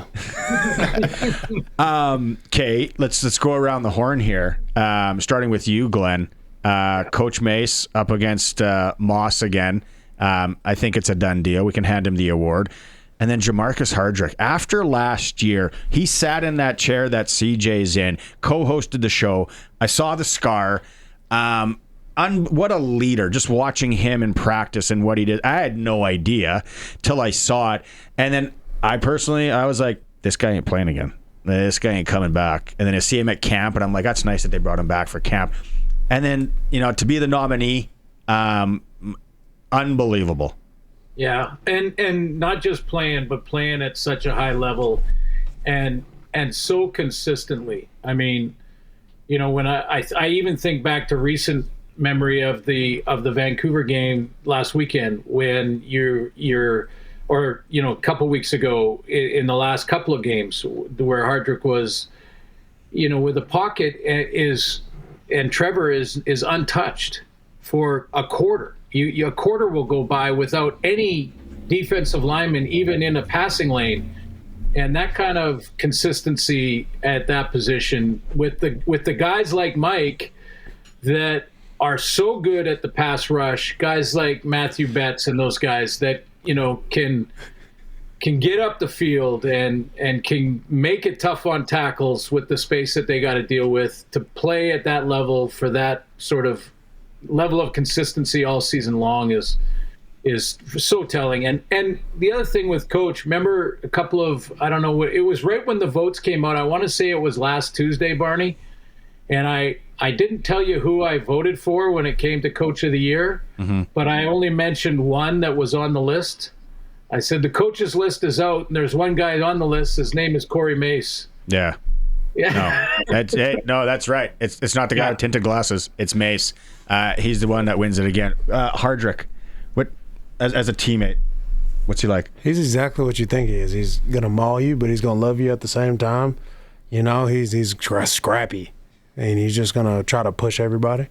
Nice. He's a good teammate. It's just running down. Like, he runs the field, and you watch him and what he does. Your comments on him? I think he just sets the tone. I think myself as a defender, I feel like that always keeps me on my toes. We go at it, we battle, we talk stuff, but it's like I say, it's also out of love. He's always saying love on each other, love your brother, play for your brother. So it's a big family thing, but it's like hard love though. He's gonna play hard every day. Every day is game day. If you see him, he dressed like it's game day. He running like it's game day, and to be doing that at that age, I think it just shows like what consistency can get you. If you're consistent every day, if you do the right things, and you just stay disciplined, I think it just shows you what it can get you. He's 34, however old he is, and he's just one of the best linemen in the league, if not the best lineman in the league. Will you guys be surprised if he doesn't get into coaching after he's done? I'll be surprised, yeah. He loves football too much. Nah. You don't think so? Nah, man. Yoshi's a very talented man. Jamarcus is multi-dimensional. What can you see him doing? Something like this, maybe? Hosting a show? I can see him doing something like this. Less equipment, less people, just him in a barn in Nebraska just yelling. Yeah. Suits. What are you? Which game are you doing this weekend? I have the West, so I'll be through the West for both. So I'll be in Regina after we play the semi on Saturday. Is this a VA versus Rourke thing coming up, or are we putting too much into that? Well, they played twice in the regular season. The first game when VA, he admitted after the game that he got in his own head because he made it more about that game against his old teammates than it was about just going out and executing plays. And then they went to Vancouver. So he's kind of been through both, and it was late in the season too. It wasn't like it was early on. So, I think that's kind of behind him as far as that, the two getting back and going head to head against each other, which they don't play against each other. But, to me, this matchup has the best or the top receiver in the league, the top running back. Now, I know the guys sitting beside you are going to name a couple of other guys that are top players in the league that are their teammates, but I'm talking just statistically with Hatcher. You got Dedrick Mills. You got Alfred. Nathan with an MOP finalist coming out of the West and outstanding Canadian as well. You got Michael Alway in there, who's the #1 tackler in the league. So it's an all-star affair with two quarterbacks that are pretty active, and maybe that's a question for Mike. I mean, how difficult is it to track these two guys if you got VA or Nathan? Oh man, both of them are so elusive and they're so good with the ball in their hand and outside the pocket. We got to keep them in the pocket, and once they start running around, anything can happen. They're I'll be honest, they're 1A and 1B to me as on the run, throwing deep, really carving you up. Like, they're both really good. CJ, receiving wise on either of those teams going into this game this weekend, if I ask you who's an X factor? Definitely Keon Hatcher. He gets the offense going. Him and McInnes. And I think, honestly, Couture. Couture is a mismatch problem for a lot of people if they use him, So I feel like with him getting him the ball in check down situations with second and long, it's hard to tackle that dude. He's a big human. So, I think just using him, but I think Keon for sure, Keon Hatcher. What do you guys like? Are you guys going to have like a watch thing with the team, or how are you going to watch the semi? Oh, man, I think we're going to be at the stadium. Mm-hmm. Oh, yeah. Well, you coming? No. He's calling the game. He's calling it. I got to work the game. Can I call it with you? Yeah, well. I want to call the Holdens. That's my next question. Are you going to get into? I know you got a lot of playing years left, but are you going to get into this world when you're done? Oh, this is the question I've always wanted. Yeah. Luke Mullender, watch out. Come on, man. Get me at the table.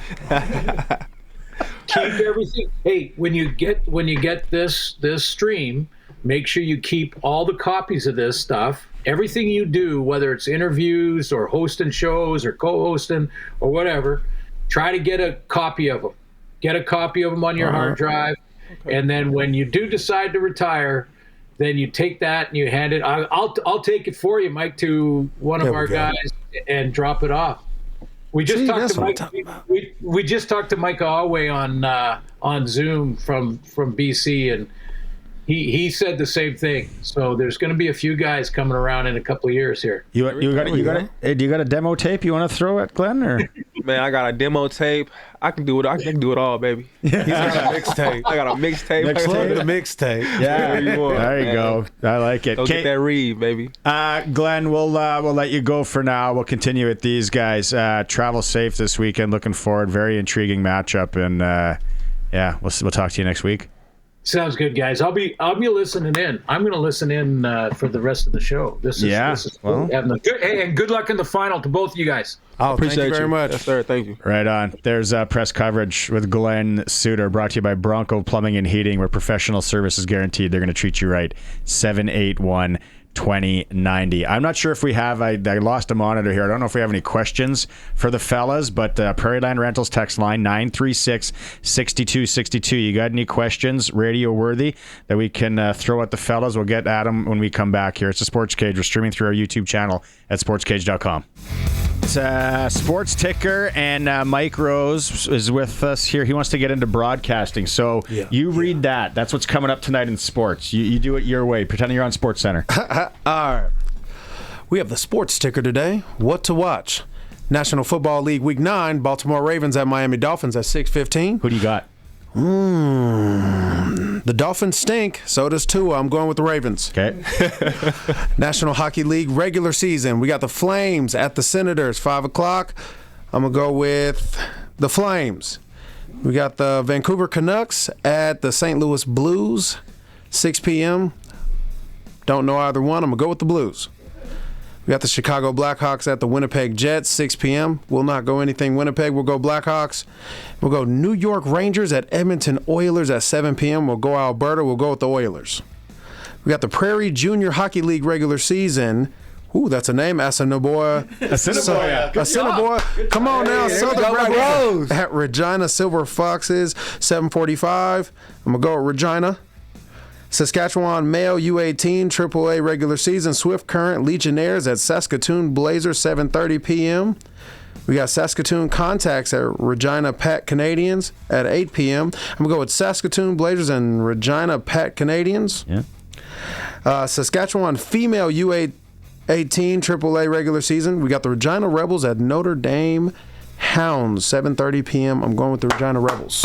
There you go. Very, very, very well done, Mike Rose. Ticker in hour 3 is for Steelcraft Doors Regina, made in Western Canada for Western Canada. You might be onto something. Ooh, come on, man. Mike Rose. Come on, give it to me. Yeah. Okay, so comments are coming in. I got to ask you guys, though. You played at Virginia Tech? Mm-hmm. When you hear Enter Sandman, what is it? I think that's the greatest college football interest in the world. I think Mike knows about that too. Yeah, we lost. Yeah, I'm assuming. We're just assuming we lost. No, but to be honest though, it's great, man. I think it's just so much tradition that goes into it, no matter if they're good or bad. To be honest, but right now we're not very good right now. But there's still the same fire. The fans are still crazy. You can still feel it shaking. Like it's crazy. When you watch the video on like a feed, and you're just like, you can feel it. I got a buddy in Roanoke, and he's like, you got to come down. We got to go to this. And I'm just like, if you're a fan of just sports, I think it'll be a great experience. I crossed Tuscaloosa off the list. That Georgia Tuscaloosa game last that shootout. Yeah. That if you're a football fan and it's on your list, you go to Tuscaloosa. Yeah, I've been check there, out a big Alabama game. Okay. What's a college tradition down there that you love in the States? Oh, okay. I like when Clemson and South Carolina have their annual rivalry game. And usually during the rivalry game, there's always at least like 100 to 200 people that stand outside in like their, what's it called? Like their overalls. Mm-hmm. None of them go to Clemson or South Carolina. They just always have on overalls and they're always starting fights. And that's just the thing. They're just there for no reason. Can we... And people always do this, and when you go to a big college game in the States, and it's a spectacle, and I guess you can somewhat equate the CFL and what Rider Nation is to it in a way, right? Right. For sure, I feel like it's what this kind of feels like a college, a little bit town.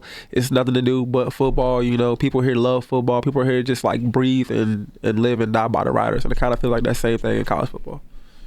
No, I mean for sure. I mean. You know, the Riders have I'll say this, compared to the other CFL teams, the Riders have a really nice stadium, you know, big crowds, you know, like Winnipeg also has a pretty solid foundation. I wish, my goal is for the CFL is one day every team be where the Riders are now in like 5 to 10 years, because I think that would help the game and get more fans in the doors. You don't like that Toronto thing where the turf's different in the end zone and they're doing construction and they're kicking balls into that? They find a way to win, I guess. So. Yeah, well, that's surprising. Well, as a player, like Lord knows that the fans and the media have talked forever and what's going to make the CFL the next level, new rule changes, you name it. As a player, what do you want to see the CFL do to get more fans in? I want them to market themselves better and market to the youth and help bring younger Canadians into the game, because I think the average age is getting older and older. So they need to get the youth involved. Like, you know, there's like NFL flag, but like that shouldn't be a thing in Canada. Like, it should be like Canadian flag with the CFL team. It used to be actually an NFL CFL flag, and then the CFL stopped. Oh yeah, the fall league was CFL. Yep. Then they pulled out. Yep. Yeah, I'm saying, man. And the Riders didn't want, like, the Riders are still involved. They want to be, and then like it was all the other teams, and they were like, I brought this up to Stuart Johnson, and he's like, well, yeah, we got to change that. Like, yeah, you get the biggest flag football league in North America in Regina, Saskatchewan. 3,500 kids. Right. So then you take how many parents, how many grandparents and all that. It's a zoo, and it's all NFL. Mm-hmm. And I'm like, what a missed opportunity, especially when it comes to the youth. And they do a fantastic job when they're here as well. Who's your NFL team? I grew up a Chargers fan, but once I like, why? I was an LT fan. Oh, okay. I was a Sean Merriman fan. I was just Chargers fan. Everybody, I loved it. So I just but now, no, not really.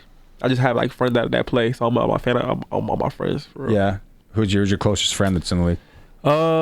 Probably Tremont Smith, Mike Ford, a couple guys like that. Yeah. How about you? What's your team? The Carolina Panthers. Home team. Some tough years. Yeah. Nice stadium, no doubt, down there. Tough decade. Tough decade. Canadian running back, though. Hey, there we go. Yeah. Chubba. Shout out Chubba. Yeah. I was talking to Dalkey and Neild this week at the stadium, and about the coaches. And we had the coaches show here on the show every Monday.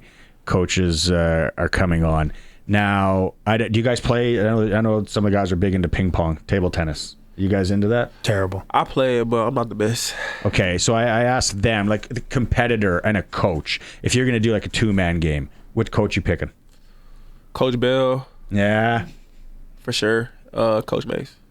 but Coach Bell, like, what a dude. And he's so stoic, and he's talking, and then you get those eyes going and everything. He's like I don't know, man. He really I'll say coaching wise, bro, he really changed my life as far as like just from a like man perspective, like not even just as a player, but as a man.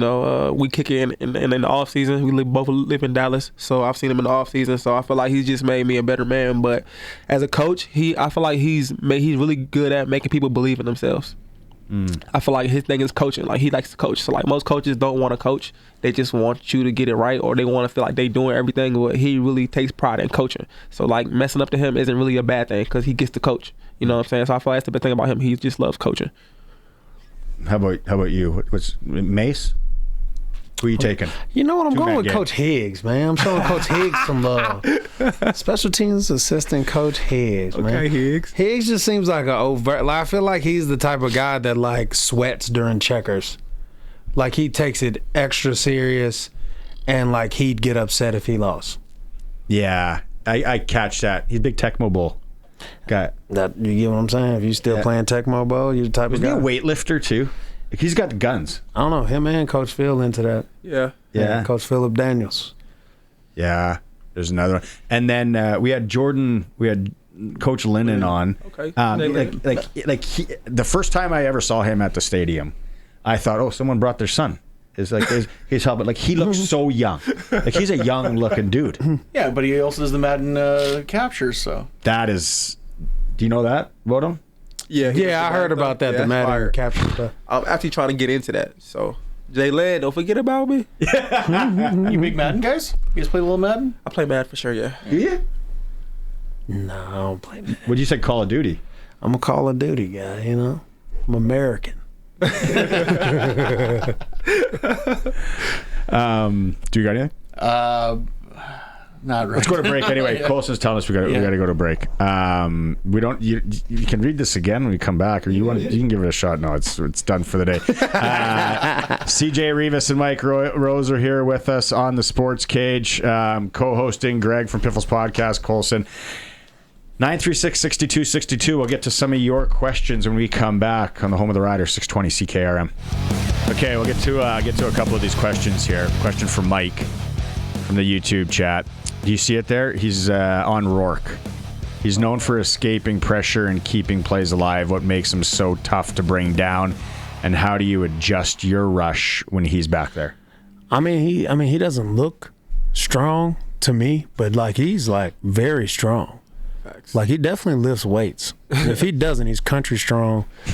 Like, strong. that Rourke is strong, man. Like, he gets out of stuff, and he's like, he's deceptively fast. He's fast. At this point, I'm just gonna call him fast. Usually when you see like a white guy at quarterback, you assume he's slow, but that cat is fast. He's fast. Like, he's fast. Yeah, no. At this point, he's fast and he's stronger than he looks. Heather, they'll throw this one to you, CJ.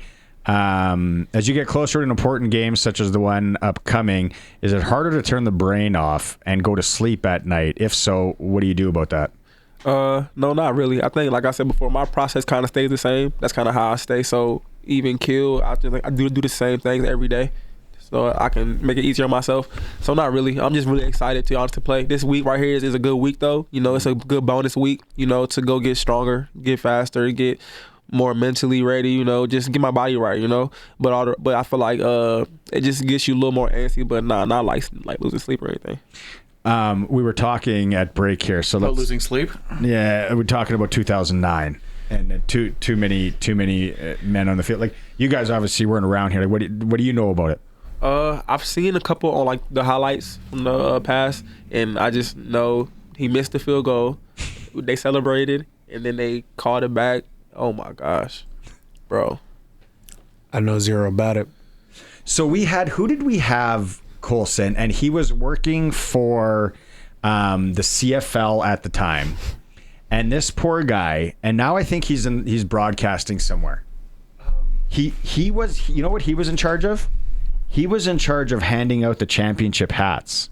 So the field goal went in. Oh, I remember and that. He's on the sideline with the Riders handing out hats, then whistle, flag.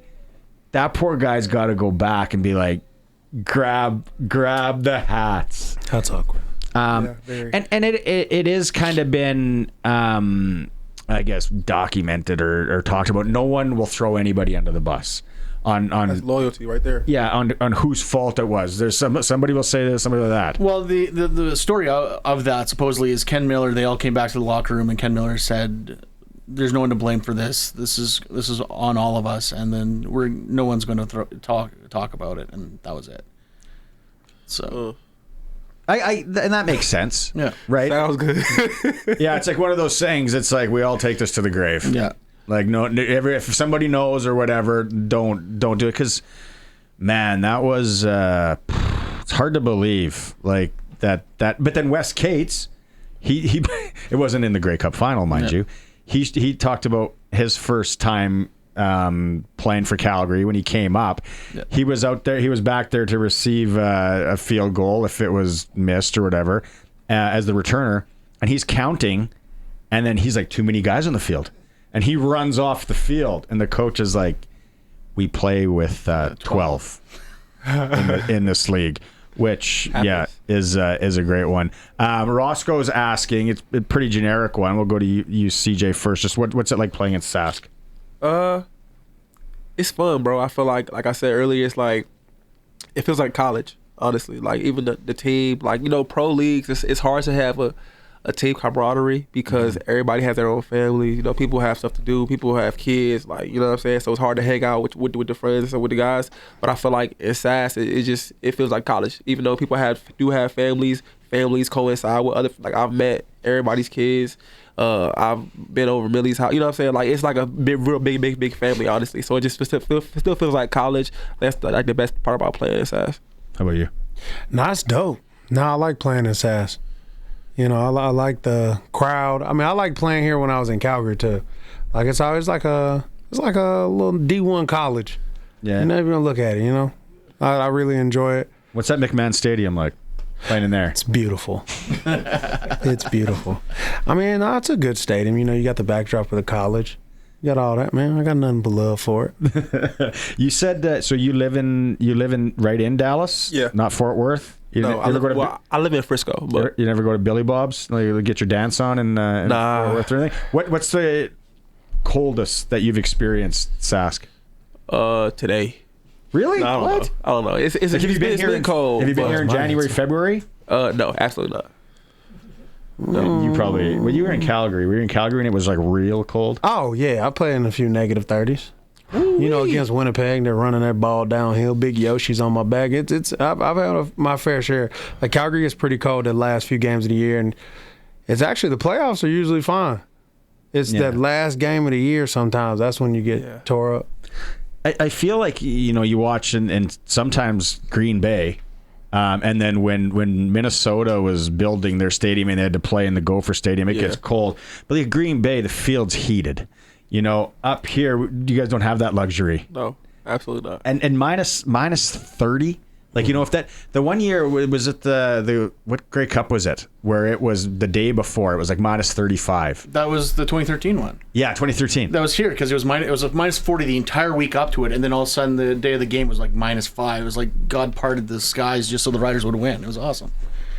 Like minus 40. Like playing crazy. in that, you can't play football in that. Shouldn't be. I mean, you can. You can. Shouldn't be. It's just not gonna look like football. Yeah, it's gonna look like rugby. The ball's deflating like with the Vanier Cup. Vanier Cup, yeah. In Saskatoon, Laval and the Huskies years ago, the balls were they're running into problems. JW on the YouTube chat here. CJ, both Calgary and BC have different styles.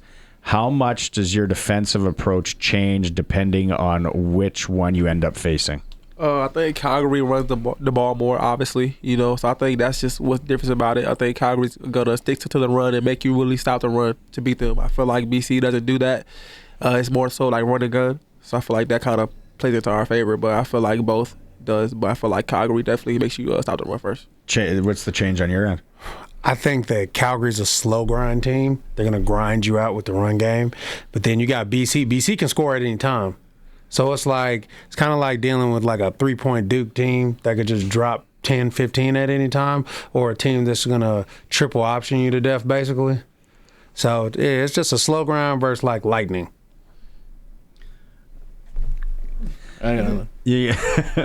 I'm just enjoying listening to these guys. That's all. No, it's we talked about the East, and I can't remember which one when we were in break, and it was one of you was like it's Montreal and Sask, and Yeah, me. Oh, yeah, I'm sticking with it. Why do I want the Winnipeg somehow some way finding their way in. Luke Mullender said like there is murderers. Bad things are going to happen to the team that has to go play out there, which now we know it's Winnipeg. And so you Hamilton, Montreal, let's say it's Hamilton, Montreal. You're thinking Montreal's rolling? I'm liking Montreal right now. They look real good on offense, defense, special teams. They also have the great Isaac Berglund. Now Hamilton does have the great Julian Hauser. I play with both. All I'm saying is that I believe Montreal is the best team in the East, and I'll stand by it. What do you got comments on that? Don't you want to beat Winnipeg in their own barn? Wouldn't that be kind of fun, kind of weird, and the whole same? I mean, it will be I guess cinematic, or I guess because we lost to them last year in West Final there, all that kind of stuff. But I feel like I don't really care who we play, to be honest. Like, what Sask? You played in Calgary and all of that, but what city do you in the CFL do you like going into and playing the most? Vancouver. Really? Why? I love Vancouver. I just feel like it's so nice. Like, it feels like New York, but it's cleaner. You have. Have you been to Hastings? I was gonna say. Well, Depends on the downtown. Okay. Downtown Vancouver, where we stay at. I feel like it's beautiful. The water's right there, and the mountains. You got downtown city. I feel like you just get a little bit of everything in Vancouver. So I feel like I like Vancouver. Favorite road city? It's not gonna be what everybody else's is. Mine's is Edmonton. Really? Disgusting. Because I play well against Edmonton. You put them out there, I'm gonna knock them down. I like playing. I like going where I'm gonna play very well. I would have had Montreal on the card. Yeah, they can get it too, but yeah. Yeah. Well, it seems just like the Horns. I don't even know what they had them this year. They didn't, but playing in Montreal. I like playing in Montreal. Honestly, they have a really nice stadium. I like the backdrop. They're older, yeah. That looks crazy. Like that's honestly fire to me. The mill. Yeah, that's fire to me. But they talk about that the Hamilton Stadium being weird, especially for kickers. Like the wind in Hamilton. Do you guys feel that at all? No. Not you gotta ask Brett. I don't know. Yeah. I've never kicked once. Back in the day? Oh, I have one punt. Yeah. I do have a punt in high school. How far to go?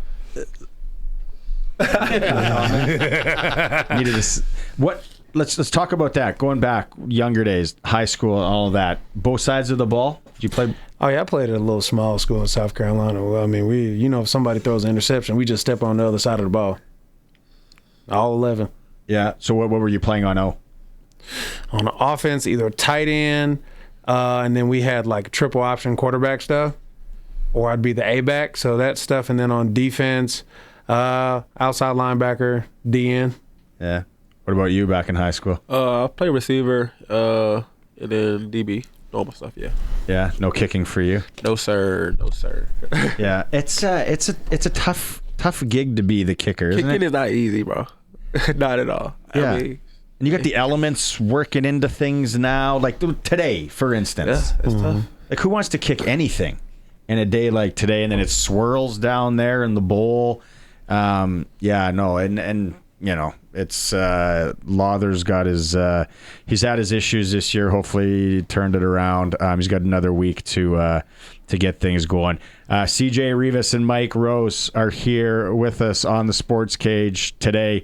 I don't know. Can't read that question. So we'll keep it going. We'll take a quick break. We'll come back. It's the Sports Cage on the home of the Riders, 620 CKRM. Welcome back to the show. Mike Rose and CJ Reavis here with us for another 5 minutes or so. Okay, so you guys said you didn't hear this on how Jamarcus Hardrick found out about his Award West nominee. Here's the clip on how he found out from Mason O'Day. A little scary from J.O. and Corey. A little yesterday, I was walking up, and they was like, hey, we got a meeting with you. And I walked in, and J.O. walked down the hall, and I sat with Mace. He was just quiet there, and J.O. walked in and said, yo, I'm sorry to have to come to this. They both put their head down, and my lips started doing that because I thought I was really in trouble. And he said, yeah, you're the West Outstanding. So we hugged each other, told him thanked them for everything, for a chance, believing in me after the injury. And, thank you. Is that on brand? That's Yoshi. That's 100% Yoshi. But is that on brand for Mace and O'Day? I didn't know O'Day was funny. I didn't know he was funny. I didn't know that. Mace, I didn't know J.O. was funny. It's on brand a little bit, yeah. It's on brand. Is it? Okay, so you got the other one, Colson, on what he thought was happening.